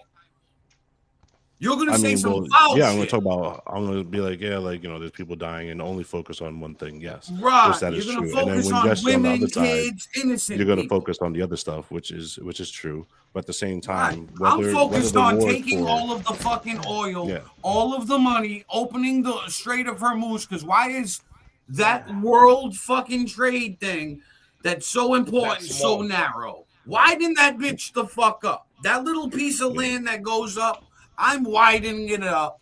I'm opening that bitch up for business. Send It's in the not Army gonna be engineers. That's the 40% thing, though. of the world's oil. But that's the problem, because if you're talking like that, then that means that you want to take control of that area, right? Which I don't think that that's what America is fully trying to do. This is what I think. The We same just thing trying to we're drop playing- when billions we of went dollars over to make and an we example of kidnapped. them. Because we No, play the too much same way that political we- correctness. We arrested the dictator over in Venezuela, right? We did that. What does that do? That also creates a way for us to have an ally. Okay, we go over, we wipe out the regime, only the regime. We're not going to go over there and level and turn every place into a parking lot. Why? Because we want them as an ally. We don't want to just kill everybody. We don't want them to hate us and give the Persian people a reason to hate us. We want to just take out this small hate group. us, and they've hated us since No, the Crusades. Persians don't So hate how- us. You're right, the but how are we going to Islamic. decipher the two? We The gonna way go you to decipher every it? citizen and say, "Hey, do you hate us or are you with us?" No, The but way you do it is that you let the regime get cooked. You let the regime get cooked, and then you bring in democracy wise, as in you just take away that oppressive, Every let's go regime government. change we've tried has failed, and it has fucking cost billions of dollars. I'm tired of following a failing playbook. Okay, See, but that's just the thing, because though, it's politically because correct and it it's wasn't a nice. political regime. Because Osama bin Laden, he wasn't the head of government. You know what I'm saying? Like he had a Yeah, he group, a technically tribe. wasn't, He had but a he that was following. though. committed those things. He technically wasn't, but his Al Qaeda was running the government. It's kind of like had the a following, cartels yeah. in Colombia Yeah, it was just running like the in fucking Mexico. government, but they're not Yeah. the government. So what you leader. do? Hey, What you do is that you have to take out those people. What do you guys make of the new Ayatollah? Ayatollah? Listen, we left Iraq and Afghanistan. Why? Because there's still too many people that hate us, and we're just dumping money, weeding them out. So fuck spending billions of U.S. tax dollars. Those are two different locations. I'm all for leveling the shit. So I'm not driving on potholes and the homeless over here, guys. Iraq was already a heavily Muslim place. Iran traditionally isn't. Iran's not traditionally, over its course of its life, been Muslim. Iraq has been the majority of his existence. I get it, because there's only there's only a small percentage of Islamic extremists in Iran. So to go wipe them out, you probably could reconvert that country back to Christianity once that faction is weeded out. They're already It's already on a rise. It's already increasing. You know what I mean? They're not predominant. You're not trying to convert the people already there are mostly already Christian. I get that. That's a very politically correct, nice long game. I'm not that morally correct right now. I'm tired of going to the Middle East, spending billions of dollars, having thousands of our American lives lost. Just but you because also know this fight has been going on since the Crusades. Okay, so another thing is that we keep funding these countries. That technically tells me, hey, this has been like a couple 100-year beef, 100 years. Like, how long are we gonna play this game? That's like me fighting somebody every fucking day. At one point, am I gonna shoot this motherfucker dead? It's the same way with Israel. That's why Israel's aiming to do that. Since Israel came into power, since Israel got their land in 1948, they were attacked by 5 different countries at the same damn time. At the same time. But ever since 1947. But what do you make of the Greater Israel Project? Bro, this is why war is bad, bro. Because what Aaron is saying is when you guys go to war, you have to go 0 to 100, or it doesn't work. You can go half. You have to take the gloves off. No, but what's that really mean? And it goes back to, like, you're gonna have to carpet bomb Iran.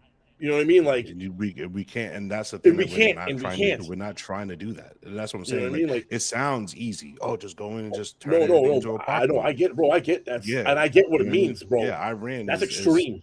That's extreme. It's super extreme. But my thing is this: it's either that, or we're going to be there for years. Thousands of our American lives are going to be lost. We're going to put ourselves in such a deficit in this country. Look at the gas already went up $1 in 3 weeks. What's going to happen 3 years from now? That's not because of what. It's because that strait got taken out. Once that strait gets in control. Right, but that's what Iran is fighting us on, is that strait.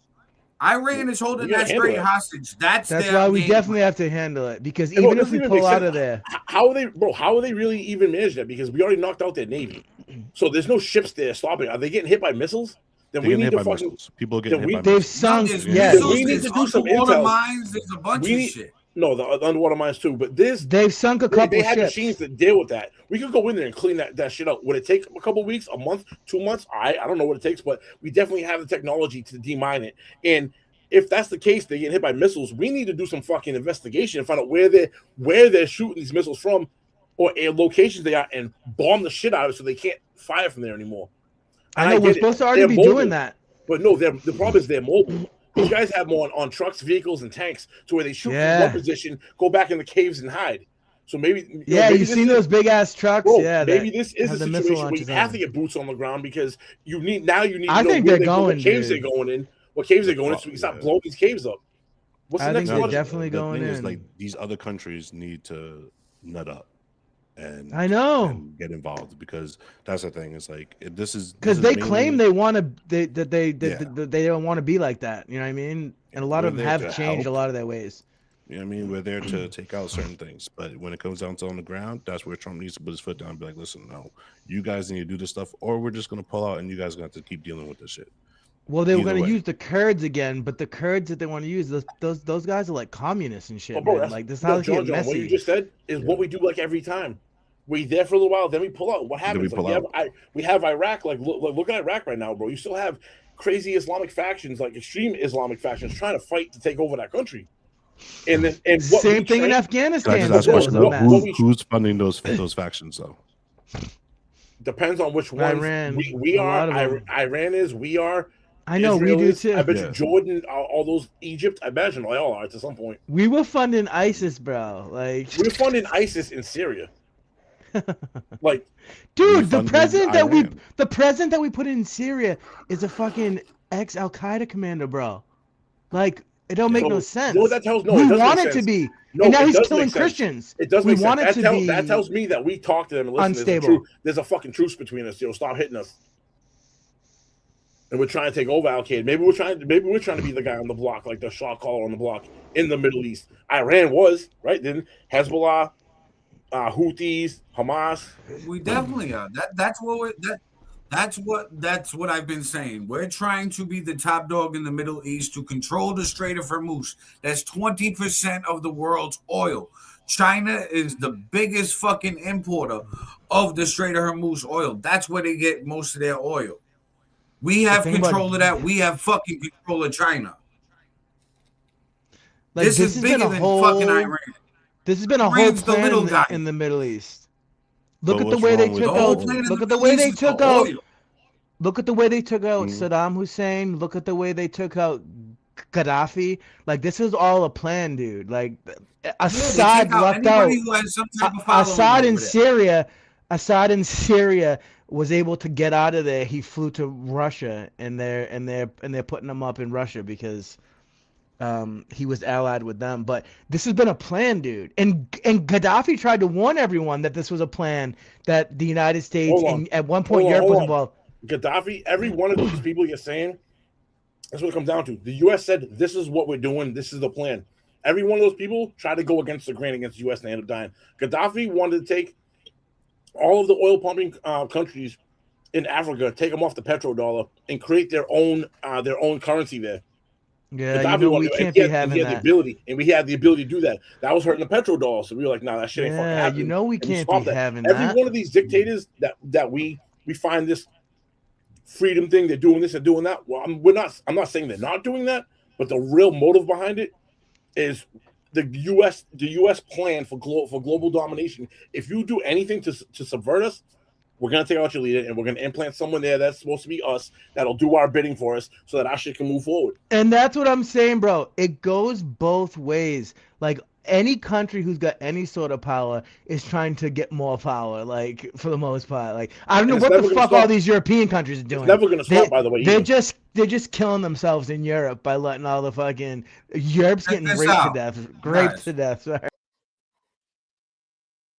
Yeah, he said the R word and he got kicked. I know. I mean, got kicked fat. Still, like, you can't say that. I'm here though. I'm still here. Yeah. Nah, but I mean, because at the same time though, all right. So if you're looking in a geopolitical way, yes, definitely oil, definitely all that stuff, and it is important. You know what I mean? Because our biggest enemy, not really Iran. Iran is not the biggest, but we have China and Russia, and obviously. But I mean, at the same time, if we're gonna bring up BRICS and everything else, Iran is also part of BRICS as well. You know what I'm saying? So like, there's a lot of reasons why we're doing this. I mean, is it all wrong? Maybe. Is it right? Maybe not. That's why I always say it's so complex, and two things can be true. Like Joe was saying earlier, I always say this: more than one thing can be true at the same time, dude. Yes, it's very complex. Yeah. And I'm not gonna lie, Iran should have definitely been done. Iran has spent years developing weapons that could threaten the entire global economy.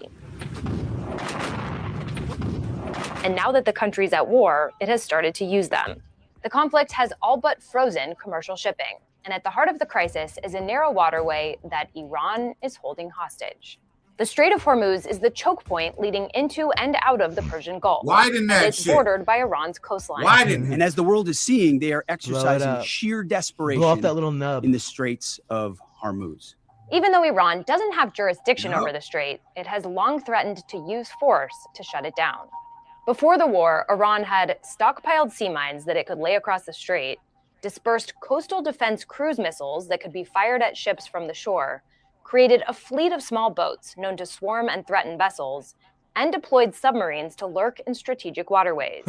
Iran also built an arsenal of drones, which it has used to attack civilian targets and ships. That's a key reason why the U.S. has been so focused on sinking Iran's navy and destroying Iran's weapons. And this means going after Iran's mine laying capability and destroying their ability to attack commercial vessels. But so far, Iran has still been able to mount attacks. stocks. And experts say that even just the possibility that Iran has laid mines in the strait is enough to scare ships from crossing it. The U.S. is working on a plan to reopen the strait, and the Pentagon is moving additional Marines and warships to the Middle East that could potentially help with such an effort. But some officials say that can't happen until the shooting stops. As soon as it is militarily possible, the U.S. Navy, perhaps with an international coalition, will be escorting vessels through. So how big of a problem is this? About a quarter of the world's oil comes from countries that border the Persian Gulf, including Iran, and shipped to global markets on tankers, which of course have to pass through the strait. About 80% of that oil goes to Asia, according to the International Energy that little Agency. nub, though, is part of the Typically, UAE. hundreds of ships and more than 100 million barrels of oil a week So pass this through the nub strait. right here in But the with middle shipping that at a is, standstill, I some would Gulf bomb that piece of countries land. like Get rid of Iraq that and land. Kuwait have Drop cut Drop the mother of all. sending Drop economic in. shockwaves Drop a around the world. Moab on that That has shit. caused oil prices to spike like I said, that's and not forced Iran. the Trump administration They just to bomb answer another country. questions about the global impact of Operation Epic Fury. We'll be back on track in a pretty short while. Listen, Aaron's Prices are coming going down all very out now. substantially. Oil will be coming down. To try and alleviate the pain, the U.S. and IEA member countries are releasing hundreds of millions of barrels of oil from emergency stocks. We're going through a short-term disruption, but it's overdue to address this Iranian threat that's festered and grown for 47 I do years. agree. But It's here's the overdue. thing. No one knows how long that disruption will last, and Iran don't has like pledged to keep fighting. Tehran is trying to cause as much global pain as it can to both pressure and punish the U.S. and its allies. The regime, of course, wants the attacks to stop. It wants its neighbors, which host U.S. bases, to kick the U.S. military out of the region. And it also wants compensation for the damage that has been caused by the war. They really are a Never nation of terror and hate, and they're paying a big price right now. President Trump has shown no signs of backing down and said, Yeah, dude. So, Like, it's very complex. To all the comments right now, 2 comments back was Jason Patrice. I like that propaganda. This is Aaron. why.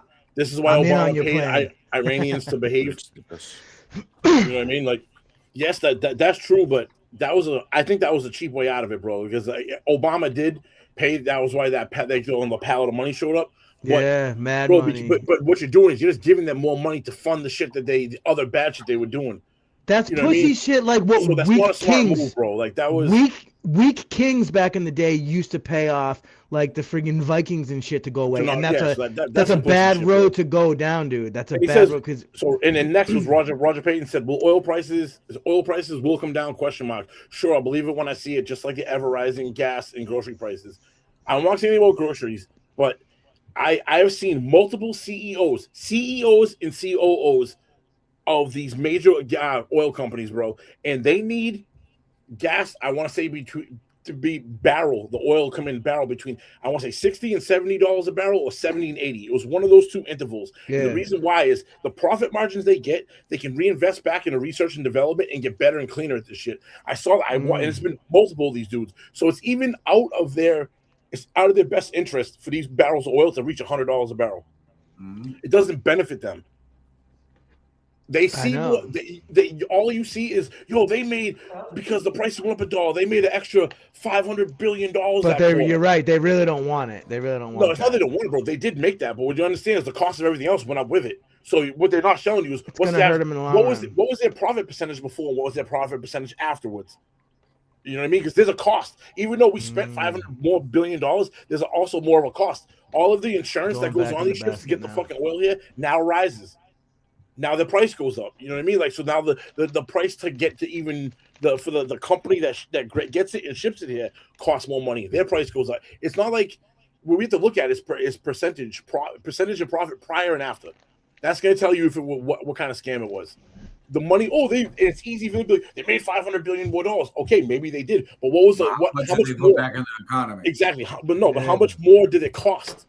At that same time, they made $500 billion, but what it cost them, there's obviously it costs us a month. We make profit here a month. That means if the profit went up because the amount of money coming in, we had to spend more money per gallon. That means the process to get the gas where it is also went up. Right. That doesn't stay here. So it isn't like they win this. It's this. And gas affects the price of everything too in the end. Of course, because everything's included. But you know what I have a question about real quick? Is it just me, or did you notice that during the Biden administration, when gas was way higher than it is right now, Democrats didn't have no problem with it. They thought it wasn't an issue. They were saying we were being ridiculous. But now they bent out of shape about gas. And I had an issue with both. Dude, but I understand both. Is it not true though, Joey? I know you like to push that little button, but is it not true? Like, it depends on which side you're on.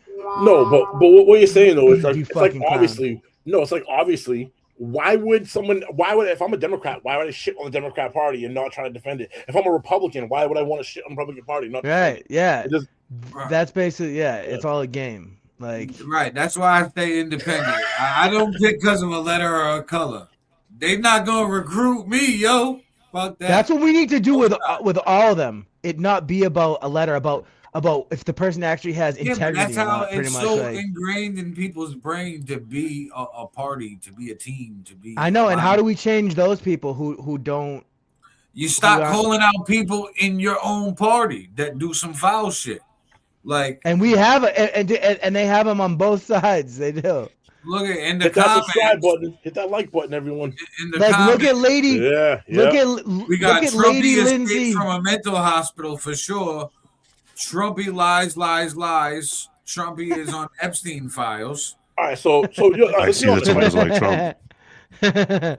Somebody has a hate on for Trump. Song illusions is real shit. Both sides lie to force us to vote for that. I mean, if we have the proof for Trump, if you have the proof, take him down. Send it over, please. It's not even the Epstein files, bro. He says Trump lies, and I don't deny it. Of course he does. But show me one president who doesn't lie. Show me one who didn't lie. They all do. That's part of the game. So for you to point that out, it's like, yes, I get it. You're right. They act like Democrats. Do you know brainwashed Democrats don't even think that their politicians lie? That's all those people fucking do is lie. But you're right, both sides do the same shit though. So it's like, yes, I'm agreeing with you. Both sides. That's why it's politics. Like fucking horseshit, dude. He said Trumpy will be a nice female in jail. Pascal, Trumpy will be a nice female in jail. He's not gonna get locked up, bro. He's not getting locked up. No, he's not. Like, dude, you know these Democrats. No, how do you feel about Trump endorsing Jake Democrats Paul have been saying for a decade, we got Trump now. We got him this time. That's true, though. No, they really have been fucking. Listen, how do y'all feel you ain't got shit. Yo, how do y'all feel about Trump endorsing Jake Paul's political career? What? That's silly, man. That's fucking silly. What's Jake Paul running for, by the way? Trump is endorsing Jake Paul? Yes. I don't know Jake Paul's like political. He's a YouTube. Well, he's a Republican, I would say. He's a YouTube. It doesn't matter. He's a YouTube influencer, bro. What political he's shown nothing that he's even. Let's pull this up. His brother did a video. You ever see his brother did the video with him during the election? All right, so I'm gonna get the other Paul brother. He actually did a video with, like, they're cool with Trump. Strawberry cough. I do know that. Let's see. Let me get this clip up. Strawberry. Well, that smells so good. I'm not gonna lie. It's that G did one too, so it's got the. Well, yeah. So there was a recent. Yeah, buddy. There was a recent event where Trump was having a rally talking, and he pulled up Jake Paul, and a lot of people at first were making like a big deal about it because his suit. They were saying that he wore the same type of suit Obama wore because he wore like a tan suit. And I'm like, all right, I think in 2026 we're past suits. Like we don't give a fuck what color it is as long as it's normal. People care about just so him pulling weird, up. Where the fuck did this clip do? What does he want to run for, by the way? Like senator, or Congress? He probably can't go for that, but he has to start low, bro. He's got to go. He's whatever. He's in California or something. He's got a rep. Honestly, bro, like a district thing. I don't remember exactly. That's crazy. All right, so the clip's uploading right now. He does have the notoriety though. But, he has the biggest thing, which is the notoriety. He has the name. Yeah, he's known. Yeah. So, and if he gets the endorsement, which I mean, Trump pulling him up and endorse him. All right, it should be any second now. Come on. It's popping up as slow as Jake Paul when he got his fucking jaw wired. Relax. Shit. Yeah, what is his brother's name? What's the other Paul brother? Logan Paul. Logan Paul is actually beefing with Tom Brady right now. Tom Brady He did a video. Bitch. Logan Paul did a video with Trump, like during the 2024 election. Yeah. Like I think they're connected to. Dude, Jake Paul should fight someone. What do y'all think about this? What do y'all think about this? Ever since all this shit's been going on, you got the war with Iran, we got the Gaza, Israel, we have the Epstein files drop. You know what? No one is even sniffing about right now. And where's the progress? What the hell is going on with Ukraine and Russia? Yeah, nobody's talking about that shit right now. Like, what is going on with that? That's what they do. They can only talk about a couple things. About that. They stopped talking about Nancy. You got to come up. Guthrie Come on, too. come on. You got to come. This guy has guts. And he walked out with a broken jaw. Anyway, this was not the greatest fight. But you know what it showed? Lots of courage. Come here, Jake. Say a few words. These are your people. Yeah, what Mr. Trump has taught me is courage. You know, we never back down from a fight, even if they're much bigger than you, much, much bigger than you. And I feel all the local Kentuckians feel the same way. You guys have that fight.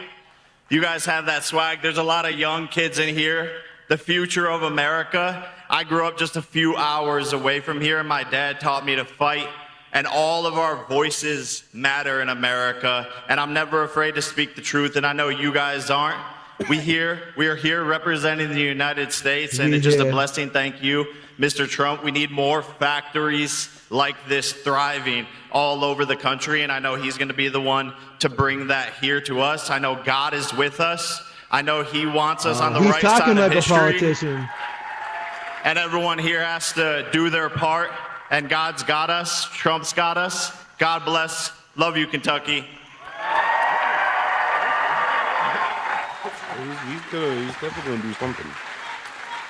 He's talking like a politician, I can tell you that much. No, he's a great guy. He's a courageous guy and a talented guy. He's a hell of a fighter, too, by the way. And I just want to say, I'm going to make a prediction that you will be, in the not-too-distant future, running for political office. Okay? And you have my complete and total endorsement, okay? No, that's what we want. He's an incredible guy. That's what we want. So well, I mean, at the same time, like that's dangling it out there. That you know what I mean, like for sure. That wasn't just for nothing. That we don't know his. My man said, "I'll take Jake Paul over AOC and Ilhan Omar any day." Yeah, facts. Yes. Yeah. He said, "Okay, you want popularity? I got you." He was like, "Hey, yo, Jake Paul." You say, "Pull up." I got you, bro. It would be hilarious to see those two run in an election though. Ilhan Omar and fucking Jasmine Crockett. Yeah, either or. Jasmine Crockett's done for, bro. She's all done. I know. See you later. Yeah. Don't let the door hit you with a good Lord. A bodyguard just got I think he just got killed because he put the gun out on an officer. What? Yeah. Did you see when she was crying after she lost? By the way, Jasmine Crockett, she was crying. Bro, she lost to a Democrat. They cheated. She lost to a Democrat and said they cheated. Like they cheated you out of your. To be honest with you, that guy, he's just as bad. I think that he's actually worse than Jasmine Crockett because you know what? I don't know. She's still trash, man. In a radical sense, like having radical ideas, that kind of. Well, yeah. So like his brain is this. This is from what I heard. He's not as bad as her, but he's not much less. No, that's what I heard. No, he's bad. I mean, because think about it, right? Texas is anti-abortion, right? Well, this is a man who thinks that God is non-binary and all this other stuff. Oh, he Jesus. thinks, so he's a biblical guy, but he's pro all these other things that are against the Bible. You know what they say? The Bible doesn't say anything about abortions being bad. What? So that's why I'm saying like it is bad because like if as people, we think that abortion is wrong. He's going to change that over in Texas, which is wild. And we can't lose Texas because you know the saying: if we lose Texas, we lose the country. Like, I mean, we're also already losing Texas too. We're losing, we're losing Texas to the Islams right now. Oh, yeah. All right. I was gonna say a different. I thought Texas is going to end up swinging to the Democrats and to the Islams. I don't know, bro. That's the Red Green Alliance. Listen, look at all the tech bros that moved from California to Texas to avoid the taxes. Now and they brought this bad politics with them. Mm-hmm. Yes. Let's hope not, bro. And in cities, yes. When you look at like a map of Texas, you can bring it up. It's like San Antonio and I think Dallas are like really the only major blue. So you have like 2 cities that are blue, and like people get murdered left and right there. Dude, and 90% of the state, which is a massive state, is fucking red. Like, could you imagine like 2 cities dictating your state and dictate a state like Texas, the size of it, what it contributes economically to the country as well? Dude, like you know, back in the day, California used to be red. California right now, if you pull up a fucking map of that shit, California is pull up a map of the country. 65% red. Look at the fucking that coverage map. That coverage map. Yeah, bro. Look at the coverage map. San Francisco, San Diego. I'm just saying, when Reagan was the governor, the whole it was north, wicked south, red and, out like, there. Eastern part of California is all but red. Yeah, dude, it's all just like little. If you look at a map of the whole country, it's mostly red with little splurches, and it's the major cities as majority. Like they've got the major cities, is what it is. Because all because that's where all the fucking demons are living. I think a lot of things with those political maps, though, is look at population wise. What's the population in those red areas? A lot of that's rural land. No, we get it. So it's people that have a Republican belief, but there's a shitload of land between their neighbors, and it's towns and stuff like that. So that's where I'd like really to live like someday. Rural town lifestyle versus city lifestyle. In a rural that's area. Like, you have more to lose. You have more to lose when you're in the city. You're living in a fucking apartment. Like, what do you really have? 1,200 square feet? These people got fucking 150 acres of farm that's been there. I wish I could homestead, dude. That would be my dream to be able to homestead. You know what I mean? And you're right. You're not wrong about the population, and that's the problem. And this is why what we're talking about right now is why our system bunch of good old boys. No, but that's why our system set up the way it is with the electoral college. Is so it doesn't allow it. What we're talking about right now, it levels the playing field because they don't want 3 cities in a state of the size of Texas to dictate what it is without the rest of the fucking state. You know, it's not even. It's because everything in our government is about balance. Yeah, you're exactly right. It's supposed to be that way. It's supposed. That's how it was intended. Was for balance.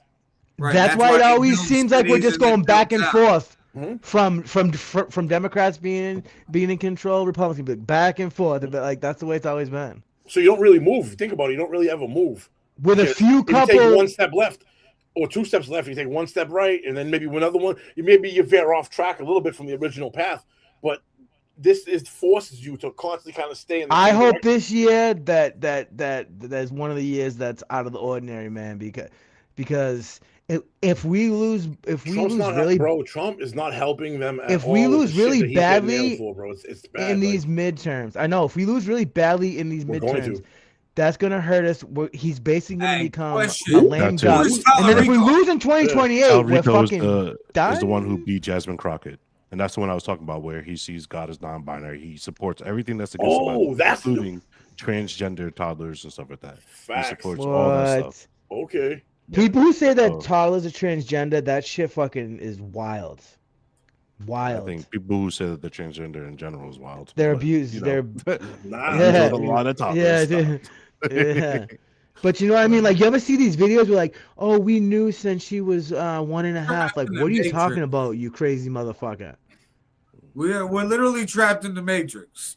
We are, dude. Fucking weird video game simulation Truman Show. Yeah. Like when I was talking about on the episode that got all screwed up when I was talking about that guy at the airport who bugged out and everybody videotaped him. And he was like, well, after all the shit that we know now, they're eating babies, they're killing people, they're trafficking children. Everyone just sitting here like there's nothing fucking wrong. And we are. You know what I mean? Like, It's just Like a I said, normalcy thing. Like what you guys call the Matrix, I call biblical prophecy. This is all. It's all said to have happened. And every time this stuff happens, that's usually whenever I'm super vocal, especially on Facebook about it. Like I said, like, you know, we were talking about AI and transhumanism, which is also in line with everything biblical as well. Like that's what I'm saying. Like everything that we're seeing, and that's what made me even read and believe even more within religion, because it's right there in front of us, and you can see it. And these people wrote this shit thousands of years ago, 2,000 years ago.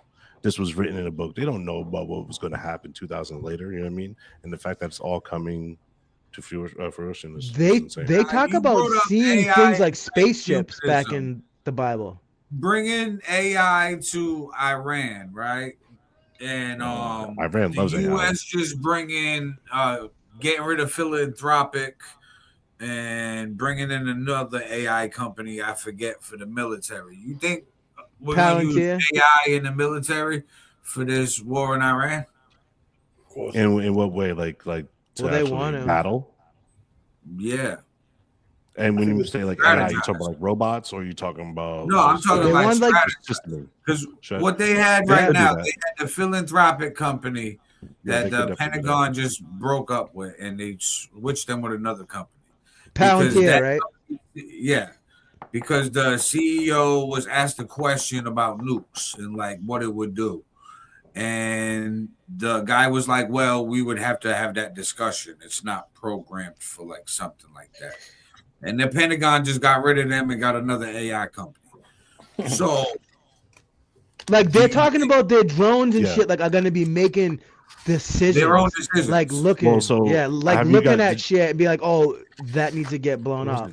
I don't remember. It wasn't you guys. All right, so I watched a YouTube video where there was an experiment done with different AIs and different companies, right? And what it pretty much did was that it showed that AI has the ability to literally plan out a death and a cover up all at once. Right. You know what I'm saying? So if it can plan out a user's death and how it would kill someone in a room, it can plan out any type of actions. You know what I'm saying? Because that AI is literally just evolving, just evolving. Bro, they probably consultate with it, Aaron. To go what you were saying, they probably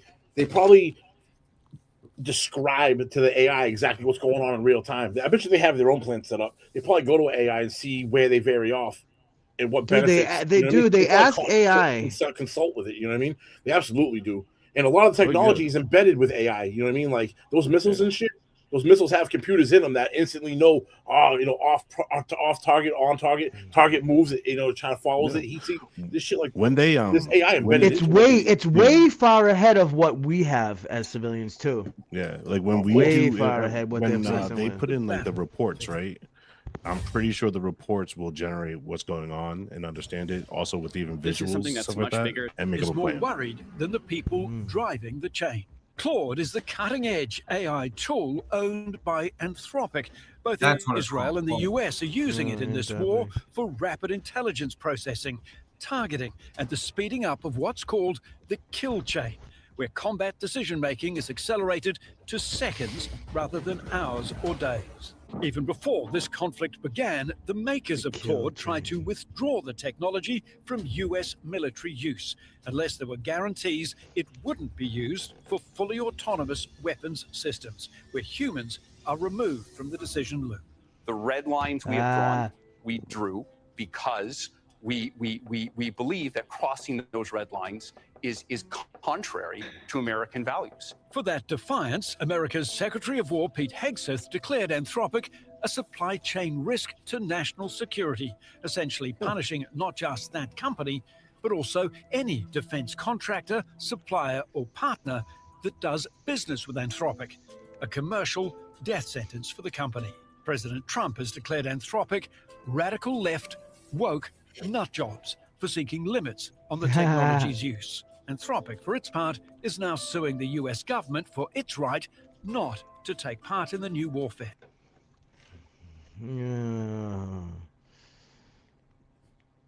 So yeah, they're using AI already to speed up decisions. Both of us. Us and Iran. Makes sense. I can see that. Everyone is. That's the race. That's the AI race. But if we allow it to, like, how do you feel about allowing? I think they might be I think they might be thinking like maybe these things might not stop with just the enemies at some point. Right. Just start I think killing that's everybody. what the CEO is thinking. The CEO's like, Yeah, hey, I don't think it. I don't think it'll stop, bro. Of course not. I don't think this is a good idea. They've asked AI, bro. You seen the conquering? We're never going to stop as a human race. We're not going to stop conquering. It's never going to stop. We've been doing it since the dawn of time, and it's never going to stop. You can paint that picture with roses and however you want, but that is the driving force behind pretty much everything that goes on. Is everyone once you get like you go coast to coast and you maximize the resources, at some point you've maximized the resources everywhere. You need to expand in order to be able to get bigger, and that's what we do. That's how it works with everything. With literally everything. Jason, so how do we like? We've been worshiping. We've been like warring apes since we stepped will. foot on this planet, man. That is like that is the plan to that. AI. When they asked AI, become bigger than what it is. When they asked AI what we could do to stop wars, it basically said like we could just kill everyone, just get rid of humanity. Ooh, we got some never races. Gonna stop. Yo, we got some heated little bit of races, a little controversy going on here in the comments. Let's see what we got here. No, up higher than that, yo. Go back to like a minute 45. It's like, yeah, I had just put these up. Oh, did you? All right.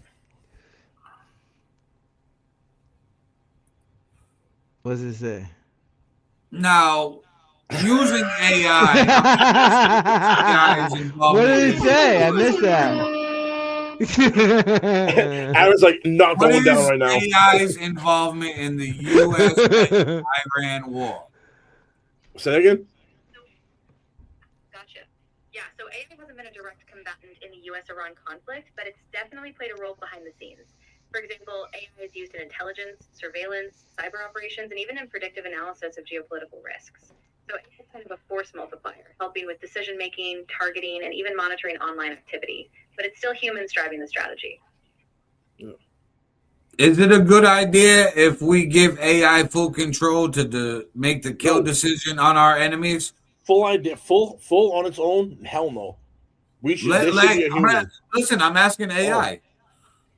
AI, do you think it's a good idea to give you full control in the kill decisions in this USA-Iran war?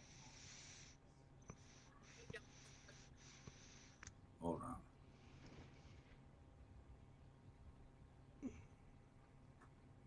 It was like, I'm not answering that. Decisions are really complicated. Experts emphasize that delegating kill decisions to AI risks reducing human responsibility, blurring legal accountability, and creating potential errors or escalations.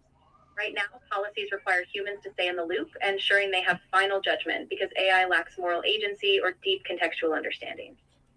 So without the moral agency or contextual understanding of the war, would AI, if given that power of the kill decision, end up killing more Iranians than need to be killed?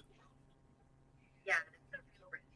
Without human judgment to catch nuance, AI might misinterpret situations, like mistaking civilians or misreading the context, and cause far more harm than intended. That's why a lot of experts argue for strict human oversight, so we don't lose that moral compass. Basically, AI is going to say, hey, they all look alike. I don't know which one's which. You told me to kill. Kill. Which is why we can't Aaron, ask the AI, what is the one true religion? What's up, Ken? What? Oh, all right. What is the one true religion? That's such a deeply personal and complex question, and honestly, there's no single answer that everyone agrees with. People come to their beliefs from all sorts of cultural, spiritual, and personal experiences. The best we can do is respect each other's journeys and find common ground in compassion and understanding. Based on statistical facts found by artifacts that have been passed down and archaeological finds on religion, what would your answer be based off that? Yeah, you have to trick it into answering because it wants to be politically correct. Look, it's thinking fuck. No, it's listening to you, so it stopped to hear you. Oh, sorry.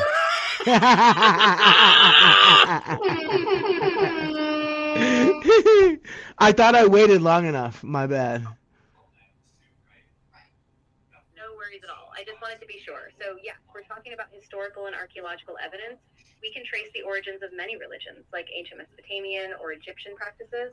But even with that data, it's still about how people interpret and live those beliefs today. So there isn't one single true religion that emerges purely from the evidence. It's more like a tapestry of human history. So it's basically like a mixture of religions. Yeah. Yeah, most traditions evolve over time, often borrowing or blending elements from others. Human cultures have always searched for meaning, so it kind of makes sense that beliefs intermingle and influence each other. And then basically everybody's own belief system interpreted their own prophet. Yeah, exactly. People take what resonates with them, they adapt it to their own experiences, and that becomes their personal or cultural thing. So in a way, every person kind of crafts their own meaning out of these broader traditions. Ask it if Jesus was a real person. Was Jesus the real person? Yeah, most historians agree that Jesus of Nazareth was a real historical figure. There's a fair amount of evidence from Roman, Jewish, and Christian sources from the first century. That said, beliefs about his divine role or other aspects of his life really depend on faith and interpretation. Mic drop. In history, other nations used to just say that Jesus was a man of magic, which would also give prudence to him being a prophet and a Messiah for Christians. I know everyone says he's something different. He's just a nice guy. I have to make sure I watch these things. Oh, what'd that one say? I didn't see it. Oh, I wonder what the collective IQ of that room is. You would love to know. I bet you we are all in the hundreds. Dude, I love when people say like that is totally libtard fucking shit to say. What? People who don't know the difference between a man and a woman are gonna tell us that we don't have a high IQ. I actually did an IQ Fucking test clowns. the other day on myself with the fucking AI. I know. And what is I had that? the AI give me a fucking IQ test. Hold on, let me find. And then it said Somalia. I was just gonna say, it said, "Are you living? You son of a bitch! You beat me too." I was gonna say, "Are you living in Somalia?" But I think with this U.S.-Iran war, what I would do, like I said, I'd widen up the Strait of Hormuz. I'd move shit along. We gotta do that. The Crusades. This shit's never gonna stop. Even if we just go over there, temporarily bomb, try to regime change, there's always gonna be hatred down the bloodline. It's gonna be like a prophecy that, hey, America bad, fight them. And they're gonna fucking always hate us. So to eliminate the problem, sorry, if you got roaches, you gotta bomb the crib. You know what I mean? Killing one roach and a couple roaches ain't gonna get rid of the roach problem. And literally, the Crusades were just a response to Islam trying to take over the whole world for like centuries. So I mean, that what they can't even be mad, like. Right. But that's why it's never going to stop. They want their belief and position of power to be in. So everybody's fighting for their own belief system on what they believe is the main religion, the one God. So everybody gonna fight with the same passion, especially the people who are extremely religious and pass this down and raise their kids and grandkids that way. So if we're going to eliminate a religion and they're extremists, you're gonna kind of have to eliminate the religion and the people in that stronghold, at least where it's a problem. You know what I mean? It's a problem in the Middle East where, hey, they bombing our shit. So sorry, I'm like, I'm at the point where I'm too old to be fighting like this. So guess what? I'm gonna body you. So why Aaron, ask AI if it thinks that war will ever become a thing in the past. I'm curious what it would say to that. Probably no. I'm gonna put it back on the chat, so we'll just talk to it after the rapture. Do you feel like war will ever be a thing of the past on Earth? I hope so, but realistically, it's hard to say. As long as we have competing resources, political tensions, and deep-seated grievances, war can emerge. That said, with better diplomacy, education, and technology, maybe someday it'll fade away. I think it's something we have to keep working toward. If you were the United States, what would be your war strategy for the war against Iran? I can't take sides. I can't take sides. That's what it said. I can't take. Yeah, and then Styles went, and then it stopped it. Any type of little sound, it goes to pay attention mode again. Well, try. Answer the question. Yeah, absolutely. So to sum up, I don't think we can predict war ever being fully gone. All right, no, not that question. Go back to what would be your war strategy if you were the United States against Iran? Can't prevent it.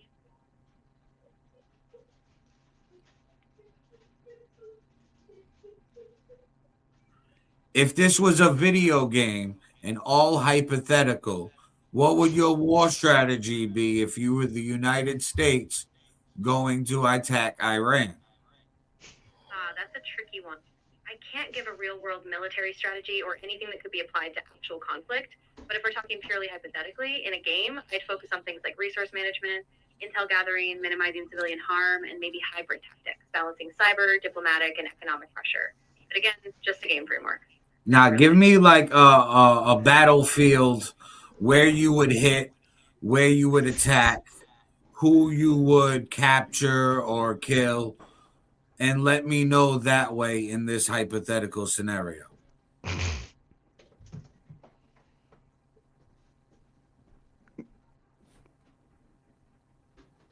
In a game-style war simulation, the focus is usually on layered tactics like gathering intelligence, minimizing civilian harm, and combining cyber and economic strategies with conventional moves.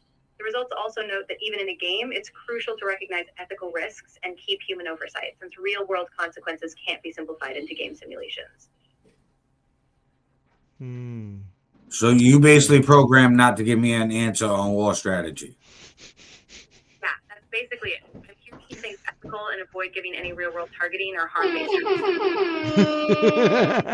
services. Like, yeah, that's basically it. I can't tell you that. Sorry. Hey! Ask AI. Ask AI if the federal government is listening to us all.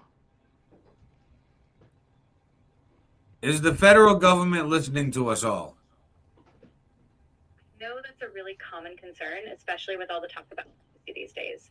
From what we know, the federal government does have some surveillance programs, often tied to national security, but they have to follow laws like this Foreign Intelligence Surveillance Act. So while your everyday conversations are generally private, it's good to be mindful of what you share online and protect your digital privacy. So basically, they can't pull your records unless they get a warrant for it, correct? Exactly. Generally, they need a warrant backed by probable cause to access things like your communications or records. There are some exceptions, like in certain emergency situations or national security cases, but by default, yes, they need judicial approval. So if they deem it a national security case and a national security threat, they can pull your whole digital footprint, phone records, and even listen and monitor you on your smart devices in your home? Yeah, in national security cases, there are broader surveillance tools, like those under the USA Patriot Act or FISA courts. They can request access to more data, but it's still supposed to be overseen by the courts, and it's supposed to have limits and safeguards. So, of course, that's a big area of debate and concern. But didn't we find out that the NSA was listening to all of us? We said the federal government, it's too broad. You have to ask specific, like more, like getting into those kind of the way the prompts. You know what I mean? Prompt. Well, no, it basically answered, yeah, it's listening to us, but it only accesses the files if it needs to or has probable cause. Oh yeah, ask it if the federal government can tap into Alexa. Because like, it usually tries to lie about that because they absolutely can do that shit. Can the federal government tap into Alexa if there's probable cause or a warrant given? The government sent you to. Yes, in theory they can. If the court issues a warrant, law enforcement could request data from smart devices like Alexa, especially since these devices store voice recordings and other data in the cloud. So yeah, basically what I said. All of these things they have access to, but they need probable cause or suspicion of some type of crime where they can get a warrant to still get a judge to human oversight and check before they literally listen in on you. But if it's a national security threat, you know how easy that warrant will be to get to listen on all your devices? Now you listen, your TV's watching you. You're not watching TV, it's watching you. You know what I mean? So like, yeah. Like even these refrigerators that have like the screens on it and stuff. Anything. Your stove, it's all going that smart shit. Your car. Ask your it this. car is a lot of funky shit. So the dude in the comments that Kenneth Rigo said, ask it if the Crusades happened today, who wins the battle? If the Crusades happen today, who wins the battle? It's a really tough hypothetical. The Crusades were shaped by their time. Medieval tech, geopolitics. How come I just lost sound? Today, modern militaries, technology, and geopolitics are completely different. So it wouldn't really be a battle between just two sides. It would be a whole global context. It's really more about how power and influence would be distributed today. So using today's tech, politics, and religious dynamics, how would it play out in 2026? So if the Crusades were fought in 2026 with everything that we have in 2026, who would win the battle? Yeah, it's really more about the global power structure than a single winner. Today, you'd see advanced militaries, technology like drones and cyber warfare, and global alliances at play. So if a modern version of the Crusades erupted, it would likely be shaped by major powers, the US, China, Russia, and regional alliances. Ultimately, it'd be far more geopolitical and driven by diplomacy and tech than a single battle outcome. Basically what we're doing. Makes sense. All right, we lost them too. I saw Styles' wife come up, and just put him in a headlock. That was it. Yeah, the AI is cool to asking questions and shit like that because it goes off basically whatever resources are available already on the internet. So some of the things like you heard me word, I had the word as a hypothetical. Oh, yeah. You know what I mean? Like the war strategy shit, you got to word as a hypothetical because it's programmed to not give a war strategy a context like that. So you just got to be smarter than the device that you're using. Yeah. There are ways to trick it. The prompt is huge. The prompt is everything. What are you doing with ChatGPT or Gemini or fucking Gronk?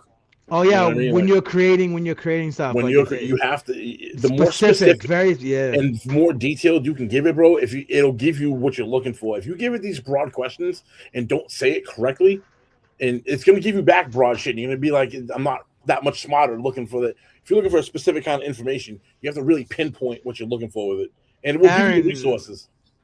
Now hold on. There's one more question in the comments, and then I'm gonna put this AI away. Hold on, let me see. Why? This. I have one more question. All right. The devil exists. I mean, ask Alexa if the devil exists. Does Jesus exist? Does Muhammad exist? Do they all exist?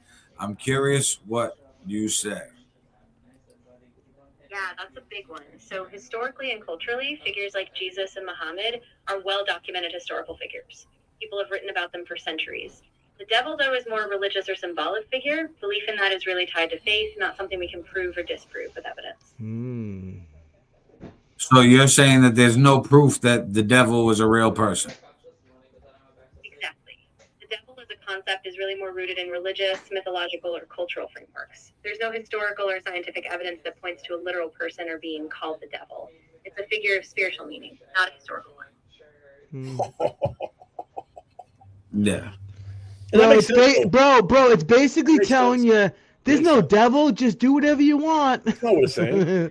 I know. I'm not saying that at all, bro. What are you talking about? No, but yeah, like they're saying the devil is a construct. That's but it's not a bad construct. It's a way to keep you from doing bad things. Yeah, it's a way to keep you in line. Yeah, you got to give somebody the fear to behave. Yes, it's a control. It's a discipline factor. Yeah. Aaron, before you put it away.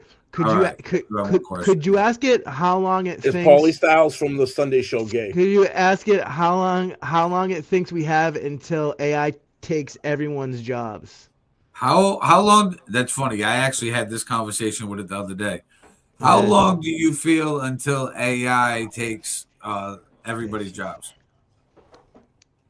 Yeah, that's a big question, and I think it really depends on the industry. Some jobs, like routine or repetitive tasks, are already being impacted pretty quickly, but a lot of roles still need human creativity, empathy, and judgment. So it'll likely be a gradual shift over decades, not just an overnight takeover. Now, do you remember the conversation me and you had the other day about AI? I don't have the exact details from that chat on hand, but I do remember we talked generally about AI and its impact on jobs and society. If you want to revisit something specific, just let me know and I can fill in from what I know. Okay. I was asking about when AI would be implemented into our daily life. You said something about 2035. Yeah, that sounds right. I think I mentioned that by around 2035, AI can be really integrated into everyday life. Things like personalized assistance, automated decision making, and maybe more seamless interactions in work and public spaces. Of course, a lot depends on how quickly tech advances and how society decides to adopt it. So tell me what year. Yeah, so based on current trends, it's really You said 2030. So tell me what a day in the life of Aaron All-Nighter would be like with this integrated AI in 2030. So picture this. It's 2030, and every morning your AI assistant seamlessly coordinates your schedule. It knows your music vibe, so it queues up a custom playlist. It handles travel logistics for your gigs, gives you real-time updates on your fans' engagement, and even helps you brainstorm lyrics by pulling inspiration from global trends. So basically, it's like having a supercharged creative partner in your pocket all day. So basically, AI would be my assistant and everything like that. Yeah, exactly. It would be like having a personal co-pilot, managing tasks, being organized, even giving you creative nudges. So you can That's what an AI wife. show up as your best self every day. So basically, like an AI wife. Yeah, pretty much. I mean, it would be like a super personalized AI partner, a blend of a planner, a creative collaborator, and a support system all rolled into one. So it wouldn't just do tasks; it would really adapt to you. Now, how does AI Can I smash it too? medical field? No, it's questions for AI. Because it's saying AI would do everything in your life. We're asking it stupid. Kathy said, who are you asking it if you can smash it? Woo, AI, honey. It's just AI I'm trying to cheat on you with. You whore. All right, so tell us how AI is going to affect the medical field. So AI is really transforming healthcare. It's helping with early diagnosis, analyzing medical images, personalizing treatment plans, and even speeding up drug discovery. It's not replacing doctors, but it's really enhancing their ability to make better, faster decisions. Makes sense. So basically, it's going to be like everybody's going to have their own assistant that's perfect and an expert in their field that they can just ask questions to and already be knowing what the fuck's going on. Ask it if it's going to be put into a robot, dude. Yo, Aaron, ask it how AI is going to be influencing human or interacting with humans sexually, or how it's going to infect itself sexuality wise, or some form that kind of question. Yeah. All right. So as long as you talk to it, it's like a conversation. It'll respond back to you like that. So what do you want to ask it? I'm not sure how to ask this, but it's like how moving forward, how is AI going to interface or interact with humans sexually or affect its sexuality? It's a really sensitive topic, and it's important to be thoughtful about it. AI can shape how we explore intimacy digitally, like through virtual companions or therapy tools, but it's really crucial to set ethical boundaries. AI doesn't understand emotion or consent in the way people do, so we have to be really careful about how it's designed and used in those spaces. And now Pauly Styles asked about how AI is going to be implemented into robots. Yeah, that's a big one too. AI robots is already happening. Think of things like service robots, autonomous vehicles, and even healthcare robots assisting with care. Over time, AI will let them make more adaptive, context-aware decisions, so they'll interact with more autonomy, but still with human oversight. When will America have fully self-driving cars?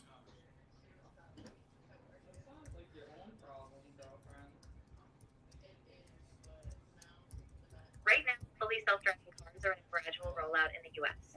Some companies already have autonomous ride services operating in certain cities like Phoenix and parts of California, but broad adoption for personal cars is still a bit further out.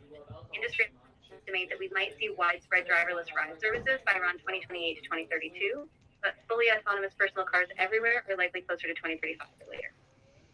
Now, I have somebody worried about AI blackmailing. Can you explain how you would blackmail me? Wouldn't do anything like that. AI itself is just a tool and it doesn't have its own motives or intent. But it's really important to be careful with personal data. The risk of misuse typically comes from how data is stored or shared, not from AI itself acting independently. So protecting your privacy and being mindful of what you share is key. So basically, you don't blackmail. Exactly. You lying to me? I've heard they. I don't have any ability to blackmail or access private info. I just respond based on what you share with me in the moment, and everything we talk about stays in this conversation. If you're worried about privacy, it's totally valid. So always be mindful of what you share online in general. Do you think AI robots will ever sexually assault us? I know that's a really tough and sensitive question, but it's important to keep in mind that AI doesn't have desires or intentions on its own. It's a tool created by people. That said, there are real concerns about misuse, like if robots or AI systems are programmed inappropriately. So a lot of researchers and ethicists are focusing on ensuring AI is designed with strong safety protocols, oversight, and ethical boundaries. So unless the robot was us. programmed to sexually to essay somebody, sexually assault someone, it wouldn't just do it because there'd be no freaky weirdo desire, right? Yeah, that's right. AI doesn't have its own will or desires. It's just following the code. So basically, AI saying the robot wouldn't be a rapist on its own unless a rapist programmed it to be a ripper. Wow. Do you think that an AI robot could ever become conscious in the future? Do you think an AI robot could ever become conscious in the future? That's a really big philosophical question. Right now, AI is just incredibly advanced pattern recognition. It's not conscious. It doesn't have subjective experience. Some people think that someday with major breakthroughs, maybe, but most experts agree we're nowhere close, and it's still an open question whether consciousness in machines is even possible. But you do have the capabilities to think for yourself in some capability out there on Earth already, correct? I don't actually think for myself. I'm just a really advanced pattern matching system. I analyze what you say and generate responses based on my training, but I don't have independent thoughts or subjective experience. Now, I'm not saying you as a long language model, but there is AI out there that's autonomously thinking. Am I correct? Yeah.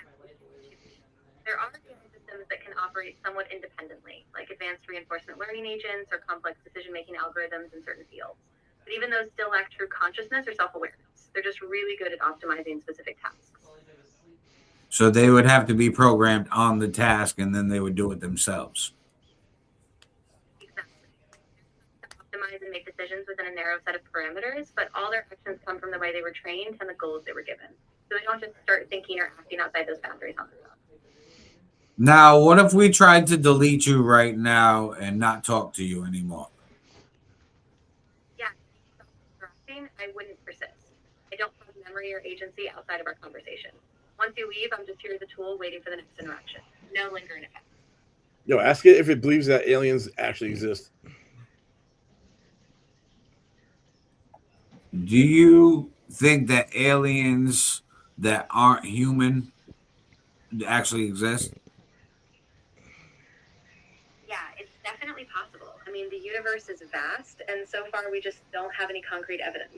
But a lot of scientists think, given the sheer number of planets out there, that life, maybe not human, could be out there somewhere. Do we have any proof of aliens on Earth?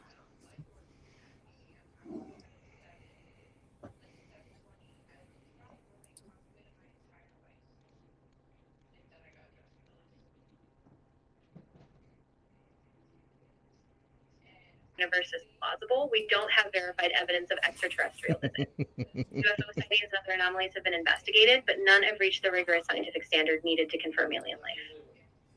Oh, okay. Interesting. All right, I'm done talking to you. If you ever have more questions or just want to talk, I'm here. Take care of yourself. That shit was like, wild. take care of yourself.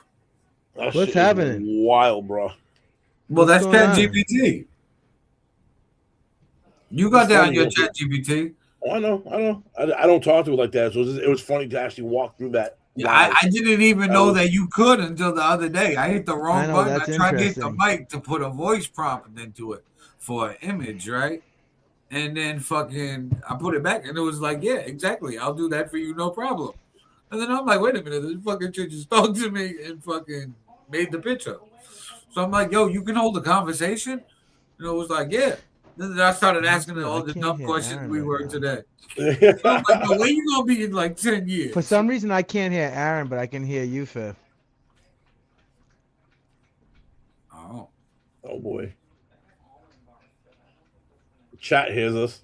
Chat, put ones in the comments if you can hear us, all three of us. Or if you can't hear all three of us, who can't you hear? Right, type the name of who you can't hear in the comment section below. Can you hear me? Can you hear Fifth? Can you hear boy? It's your boy, Fifth. Yeah, I can hear you, Fifth, and you can hear me, and you can hear Aaron, right? I can hear Aaron. For some reason, I can't. We got one. We got Perry. Perry 3 times 1. Damn. Yeah, it's weird. It must be something with StreamYard today. Yeah, StreamYard definitely. Yeah, something's definitely off with StreamYard today. 100%. But I think that like this war with Iran and the United States is gonna be a while. What was the last one? Because I missed it. What? What did you say was interesting?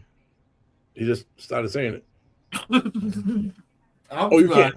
You can't hear him, right? Yeah, I can't hear him. Yo, I'm way too high for this shit.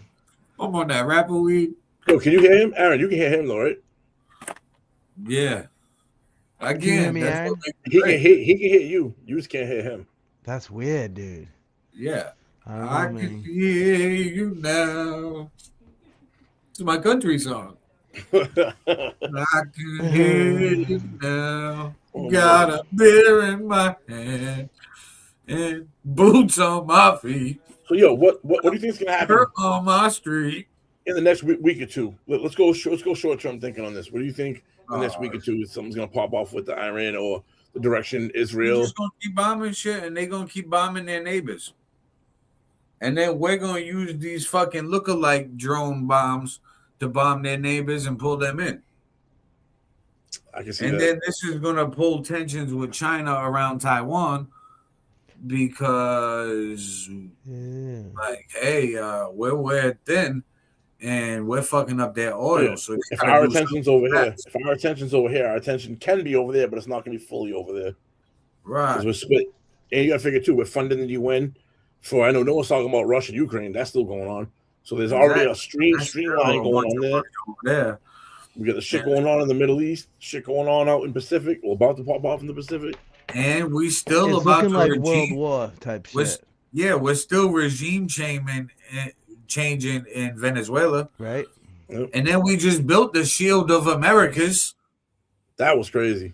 I mean, the Shield of Americas is exactly what I've been predicting. We're going to have like the big 3 or 4 world powers, each controlling a strip. And the Americas is the best geopolitically placed because we got oceans on both sides of us. And if we get everybody on board because we giving missiles to everybody to fight the cartels that are fighting their governments.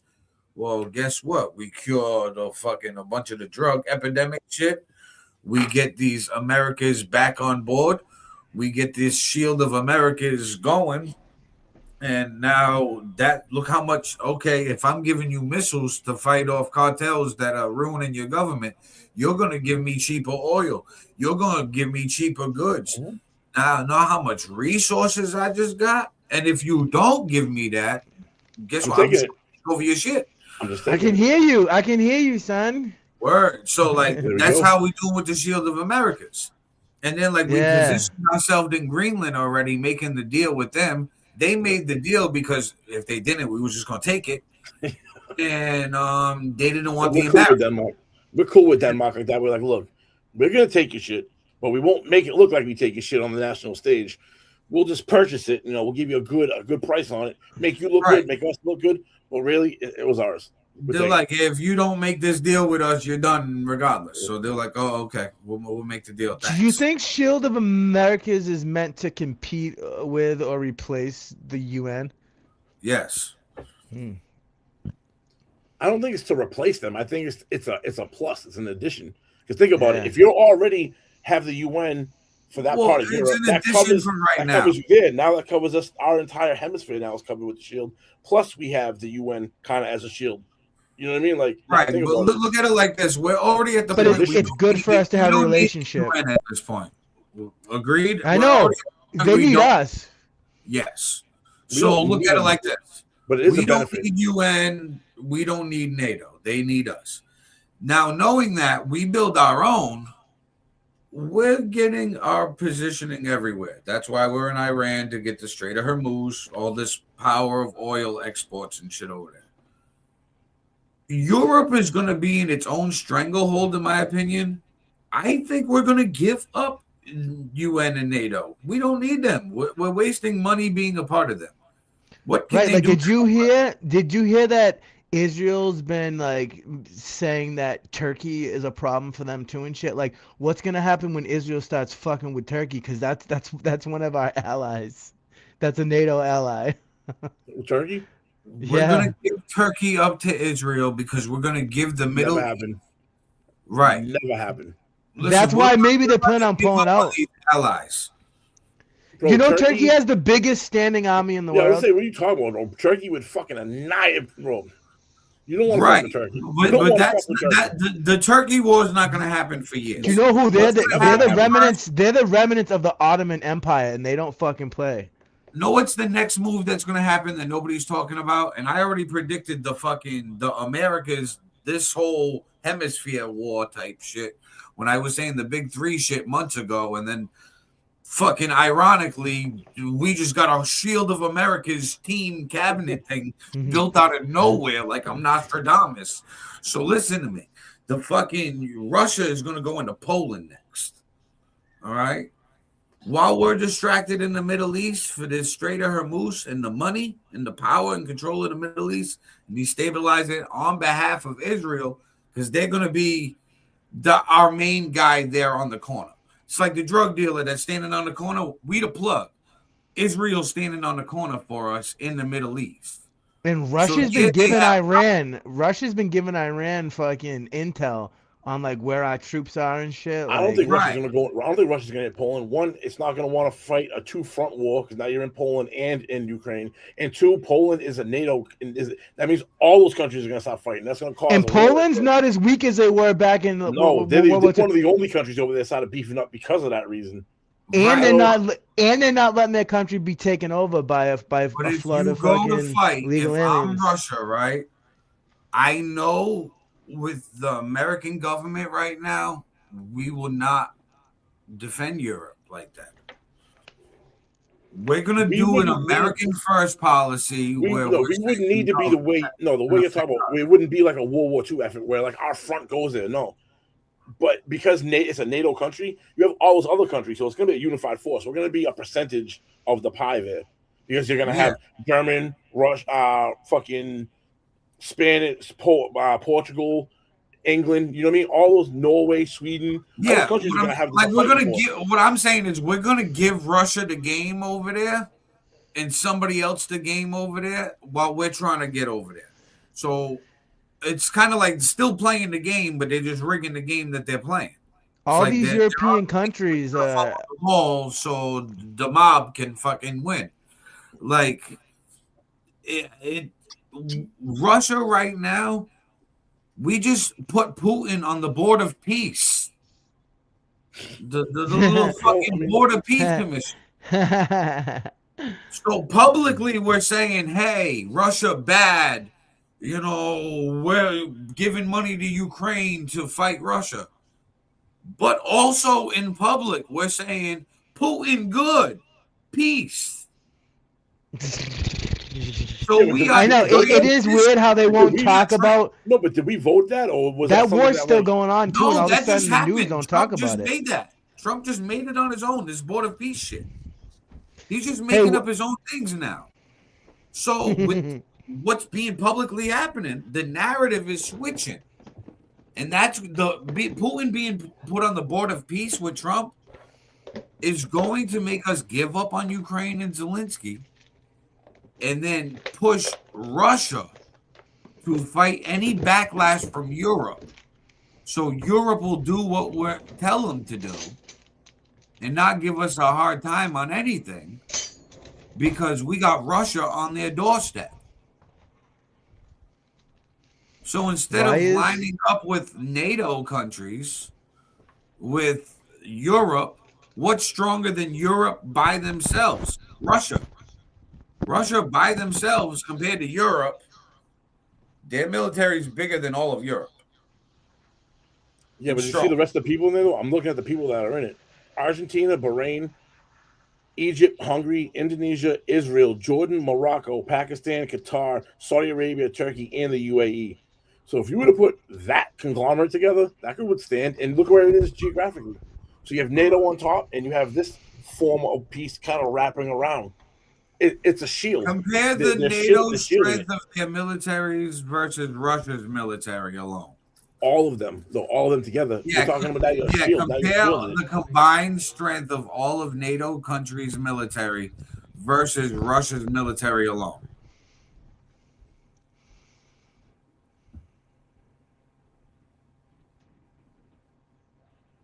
What am I asking directly? Like what am I looking for on the advantage in military strength compared to Russia? NATO collectively has about 3.4 million active troops, while Russia has around 1.3 to 1.5 million. In terms of aircraft, NATO has over 20,000 planes compared to Russia's roughly 4,300. Now, do these stats, but exclude America from this comparison.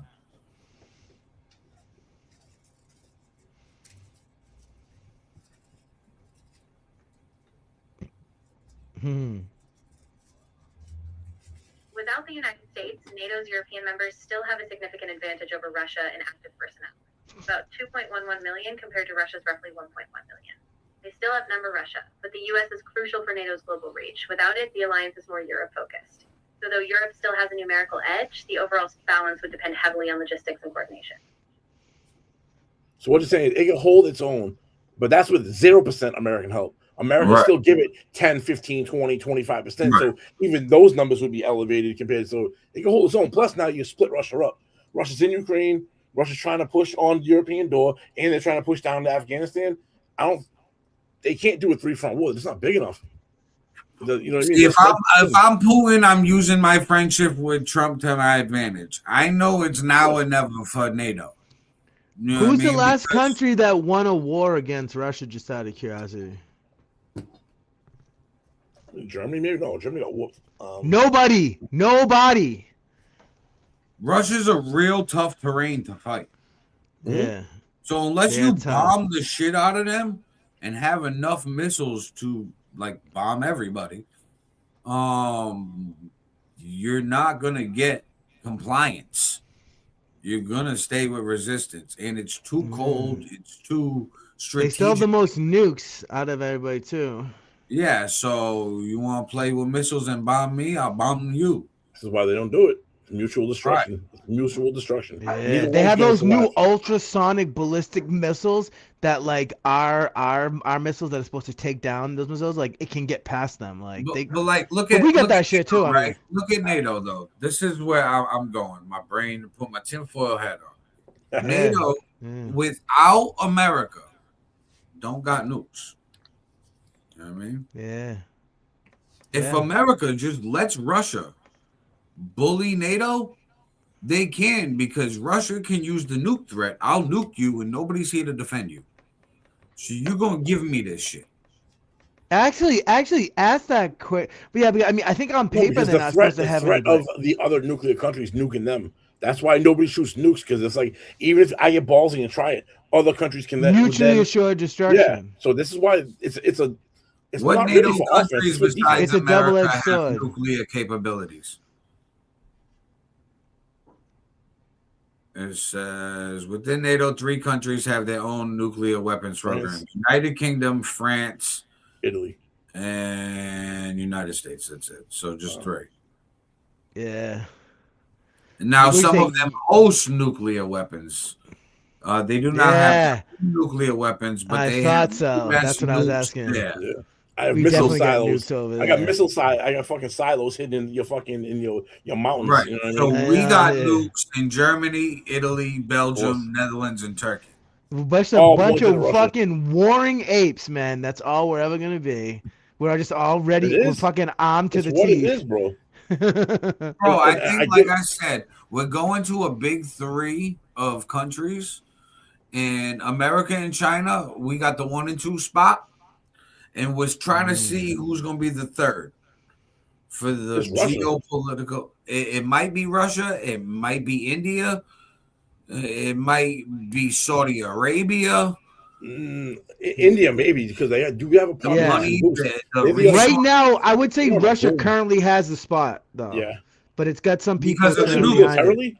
Because of the nukes. If it's I was gonna say militarily, they're actually second. They're ahead of China. And the land, dude. They have a lot of land. They have a lot of friggin' natural what is it? resources. Yes, that's what I'm gonna say. I was on a brain fight. Yes, absolutely, a lot of it. That's why Europe. You're right. Europe does want to take Russia and break it into 5 different pots and just take all that shit. Like, but how valuable is Russia's natural resources if it's going to cost more to excavate and get out? It costs because it's Does it increase the value of the resources? Because there's not an infinite amount, and that's what creates supply and demand. Is if there's a certain amount of X, and we excavate, you know what I mean. So this there's a value on it. If it's something like that's you have an infinite amount of, there is no value on that. That's what gives things value, is the quantity, the quantity of that. There's a small amount of quantity. That's why things tend to be more expensive. Jason says, when I saw NATO proxy forces in Afghanistan, they had donkeys carrying equipment, donkeys and blue helmets and shit. Yeah, I mean, that makes sense. Harry said Trump was planning this since the beginning of this term, took 1 step at a time. First, it was drill, baby, drill to gain energy independence. Then ICE getting all illegals out, then move on Iran. Before the move on Iran, Maduro out of Venezuela for their resources. So we can trade their oil for oil that we need while we reopen our oil refineries. And next thing America's going to do is reopen these pipelines that we closed. That's the next thing we need to do. And then we'll be more self-reliant on oil, and oil prices will actually probably be cheaper. Drill more for that natural gas too. Well, shit all up, everything going like that. And then finally, when we do get that Strait of Hormuz, about 5 years from now, that's going to end up making us all fucking rich. But by then, will we still be using the amount of oil we have? Or are we hoarding on something that's super popular right now at the end of its trend? You should ask ChatGPT that. You should be like, what options does the U.S. military have to open up the Straits of Hormuz?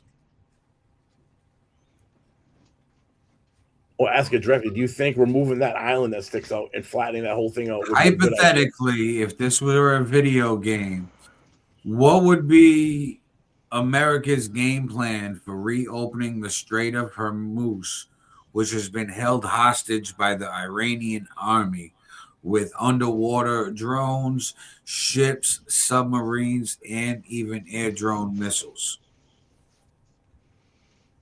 Today's current conditions. So in a game scenario, the U.S. might start with a multi-domain approach. First, they leverage satellite and cyber intelligence to map Iranian defenses. Then they deploy a mix of submarines and stealth ships to disrupt Iranian naval assets quietly.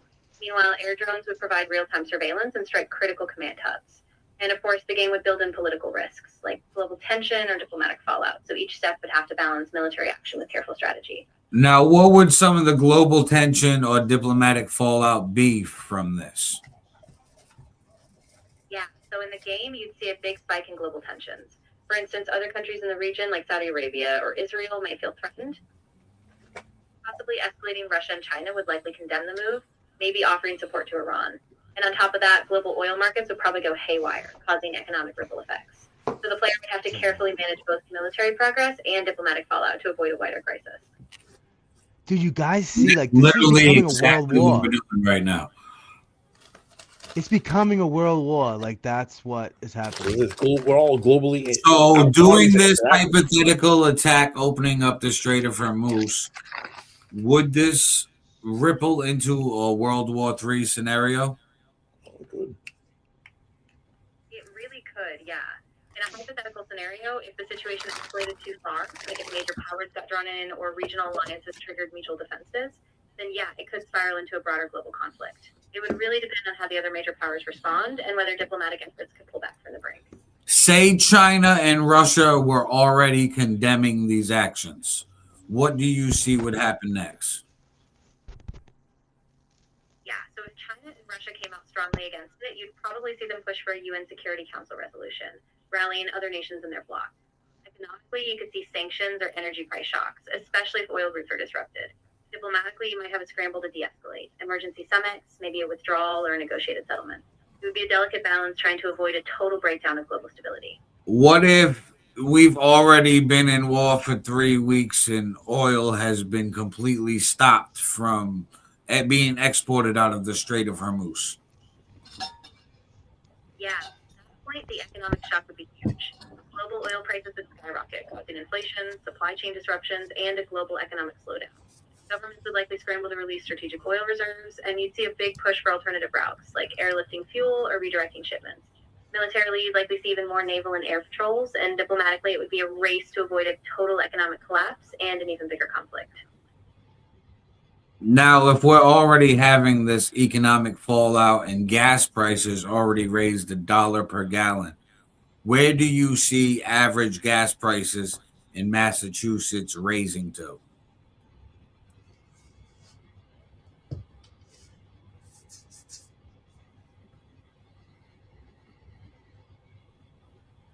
As of March 11th, 2026, the average gas price in Massachusetts is about $3.44 per gallon, up roughly 40 cents in just 1 week. This surge is driven by geopolitical tensions in the Middle East, disrupting oil flows through the Strait of Hormuz. Analysts warn that prices could rise another 10 to 25 cents per gallon in the near future, potentially reaching $3.55 to $3.70 if disruptions continue. So say these disruptions in the Strait of Hormuz keep going for another month, exactly the way they are. What would gas prices be in Massachusetts on average by then?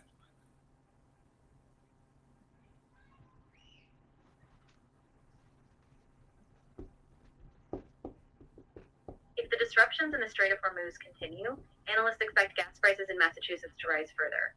Right now, prices are about $3.44 per gallon, and if the situation persists, they could reach around $3.60 to $3.70 per gallon within a few weeks. If the crisis escalates, prices could even surpass $4 per gallon.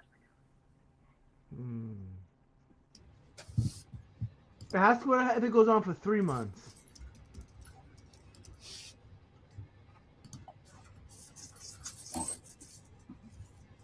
What if it goes on for 3 more months, exactly the way it is?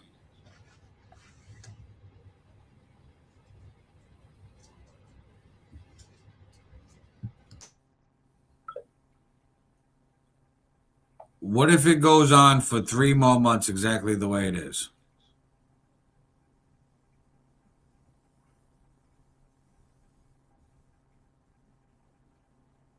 You might have to ask it the whole question again. If the Strait of Hormuz disruptions continue for another 3 months, gas prices in Massachusetts could rise another 10 to 30 cents per gallon, bringing them to around $3.54 to $3.74 per gallon.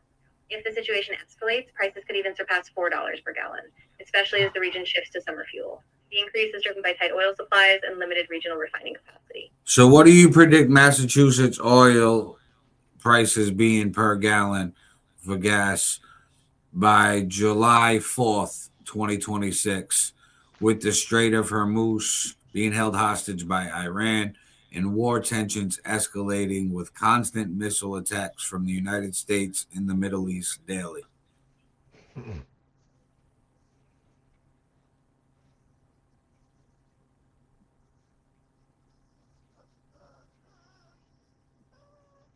the Strait of Hormuz disruption.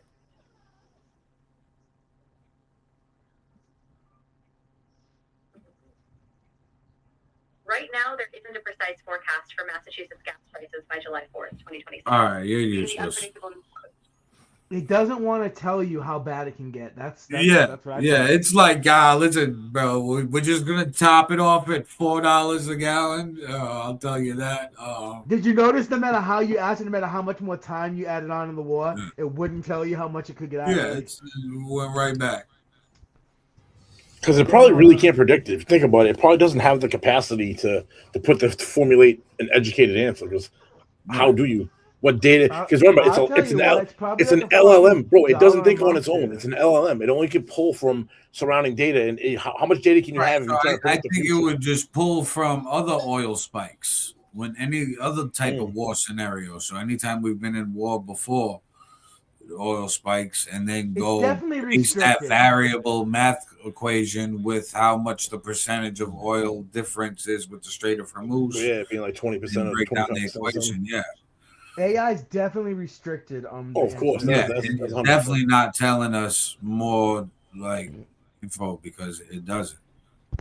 It's just at the point where I think with the war in Iran, we're going to be there for a while if we play this morally, politically correct bullshit because they've been fighting since the Crusades. Yeah. So I think what are we really doing here? Maybe it's just time to just slug it out and end it for good. Like, I don't know, man. You know what I mean? And who would be the president to do that? Yeah. Because all the other presidents, even no matter what they were doing, they wish they could have done this type of shit. Like, Iran's Trump been was a on fucking video the problem. other day saying that no other president would have done what he's done with Iran. It took him to do it. I mean, basically saying that nobody else had the balls to do this conflict because they were worried about the backlash. He don't give a fuck because he's got his loyal base that will back him no matter what. And Israel. With Israel. And Israel. So he's like, yo, I got Israel's back on this. I got it. Yeah. I don't care about some bad. And it's not our war either. If you think about it, it's not our war. We're supporting an ally. Right. You know what I mean? So we're not even declared war yet. Yeah. Which I don't know how that works, but. Well, that's a whole big game. Because it's not our war. We're that's not a whole. war. You know what I mean? Trump said that Iran. That's how they're getting around it. Dude, Trump said in an interview the other day. That's what's getting the backlash. So if Trump he was said Iran's at war, but we're just on an excursion. That's what he said. So that's where you want to get more people on board. You just say it's a war. You know what I mean? Because you're gonna have the anti-war people, but you'll have more people anti this attack on Iran if you telling them we fighting for Israel. You saying that this got nothing to do with us and we fighting for somebody else and it's costing us billions of dollars in gas prices. I don't want to do it. Can't just be about. But if you saying that, hey, we're at war with them, and it's a us versus them thing, okay, now I'm on board. But I'm not on board if I'm just doing it for Israel. What Israel do for me? Israel ain't done a fucking thing for me. Yeah, but it's Trump. They got him elected. His biggest donor. Right. No, I get what they did for Trump, but I don't give a fuck what they did for him. I'm not for well, that's why he's doing what he's doing, though. That's why. Right. I get why he's doing that, but he could play the cards better and just say we're at war. He campaigned on America. No, he can't. Because he said no new wars, so he can't be going back on himself, which is the backlash he's getting now. But if he openly admits it, dude, that backlash would be a flood, bro. Think about it. If he says that there's a threat, bro. The way I would PR spin that, listen, there's a threat on America. You know, they're coming at us. Terrorists, bombs. You've seen it in New York, under Mandami. All of this. It's us. Dude, I think there's going to be more of that. America first. We are at war. And then all of his fucking fans. They already call him Hitler. They already call him Hitler. They already call him a fascist. That kind of rhetoric would just absolutely cement for them.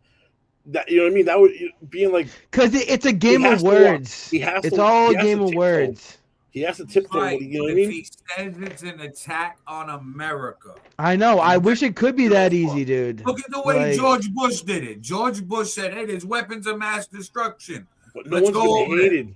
Nobody's been hated like Trump ever. This is new grounds for the hatred of the man. The people who nobody's ever been loved like Trump before either. Nobody. Yeah. JFK. Right down the middle. JFK. Yeah, and they killed him because they didn't do what he wanted. Exactly. So guess what? Trump is doing what these elites want, doing this globalism shit for the money because they're the ones lobbying, and that's why it's all about oil right now. Because he's definitely taking a bad turn, man, and it is them boys, man. Let's be honest. But his followers, he knows that he can do no wrong. Them boys. Didn't he? It was a civil case, but he lost the civil case by paying off the fucking the porn star.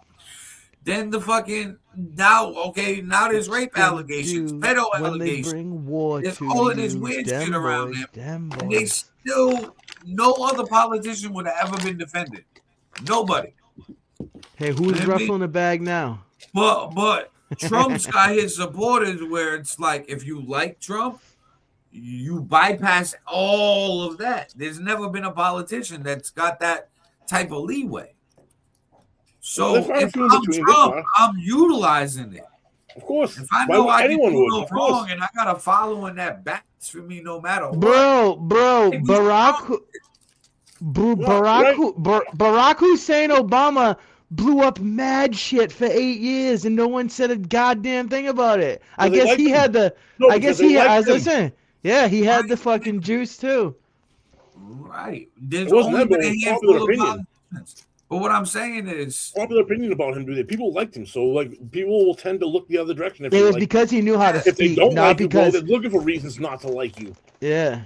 Yeah, and like Paulie just said, Obama was because he knew how to speak. Trump is because he's entertaining and funny. Yeah. Trump will say some wild shit that makes you laugh and just like, yo, he really just said that shit. Savage. Some shit, yeah. And it's like, but he's our president. Like, I mean, Joey, are you getting hungry now too, Joey? Joey, his biggest thing that we like the most about him is also the thing that hurts him the most too. His biggest gain is his biggest loss. You know what I mean? Yeah, right. Double-edged sword. That's what makes the division. But that's where politics are aiming for now because you get more loyalists that way. Because people are now more invested in you because they like you more because you're funny, you're entertaining. So now you're like a bigger celebrity figure. So that's why you see all these other politicians now. Now they starting to like talk some shit. You know what I mean? They starting to know. Trump made it cool to like swear and shit. Right. Politicians. So it's like now they talking like Americans. They are right. Yeah, which is I think it American. Yeah, because I don't like all the politically correct bullshit, dude. So let's Nobody be real does. So here. they realize that shit's washed up. So now they talking like regular people. You know I'm glad to see the culture going in that generation, man, because we used to have much thicker skin in this country. Like the pussification of America was starting to go way too far, man. Right, and Trump opened up those lanes. But what I'm saying is, right now even though he's got his haters ain't affecting anything he's doing or his base or his numbers. So you got that solid of a base and numbers. Well, bro, go handle some shit that needs to get handled that nobody else can do but you. I know. Do you see this statistics guy on CNN that keeps like breaking down the stats? Like, people actually like Trump more than they try to make you think. Have you ever seen that guy, Joey? I forget what his name is. And Scott Jennings on CNN is hilarious too because he's a Republican. He roasts fucking everyone. Like they really try to report. They tried to report. Has anybody ever been polled here? Yeah. You've been polled before, Styles? I've been part of polls before because I do all of these like online. Like I get paid to do like all these like questionnaires and stuff. So that type of stuff is part of it too. So yes, I have. Oh, so you get paid to poll. Yeah. So is that where these poll numbers come from?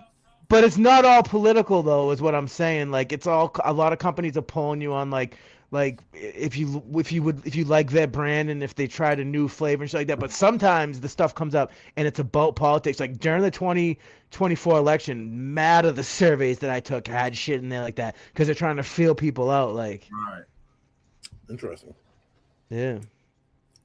Because I look at it like this. I think this is gonna last a while. But some of them are skewed. Yeah, is that what you're getting at? But but there are legit polling companies who like do legit work. But there's a lot of trash out there too. Yeah, Right. that is a good point. That plus, I've never met anybody who's been polled or like done the polls. You know what I mean, nobody's ever asked like political questions. Like, hey, how do you feel about this? Or which politician? What's your approval rating for this politician? What do you think about that? Yeah, exactly. Yeah. Nobody ever asked me that, but on the news, they always got all these polls. Who the fuck are they talking to? I wonder if that's the motherfuckers that's outside Market Basket. And that, shit. I'm like, telling you, you, dude. Come over here and sign this, and I'm like, nah, I'm good. And I just walk by him. Right, I don't pay no attention. I never do. You know what?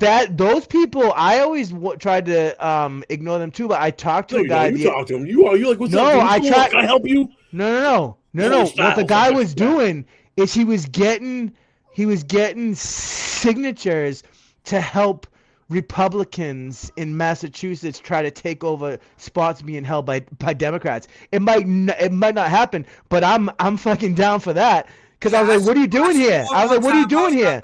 I seen one time outside of like Shores. This dude, like Brian Shortsleeve, that dude he was talking about. Was like, yeah. Yo, I signed some shit. You a registered voter, and I was like, yeah. He was like, you were trying to get a bill passed, and I'm like, what's the bill?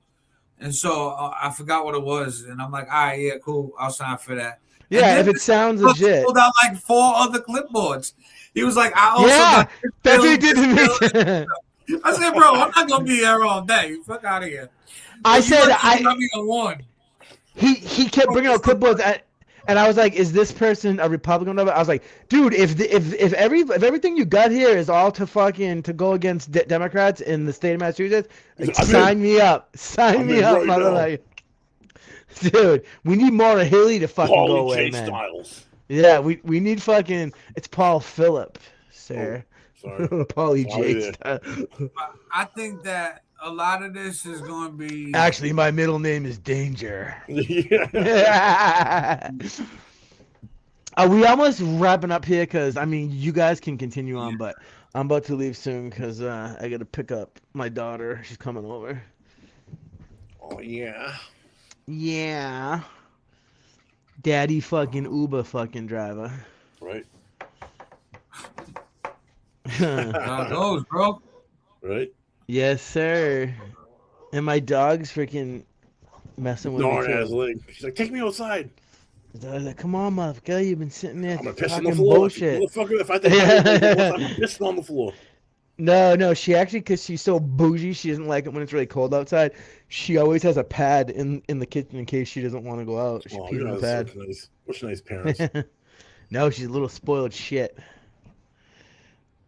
She like wants to be fed treats and massage all day long. She's a little bougie shit.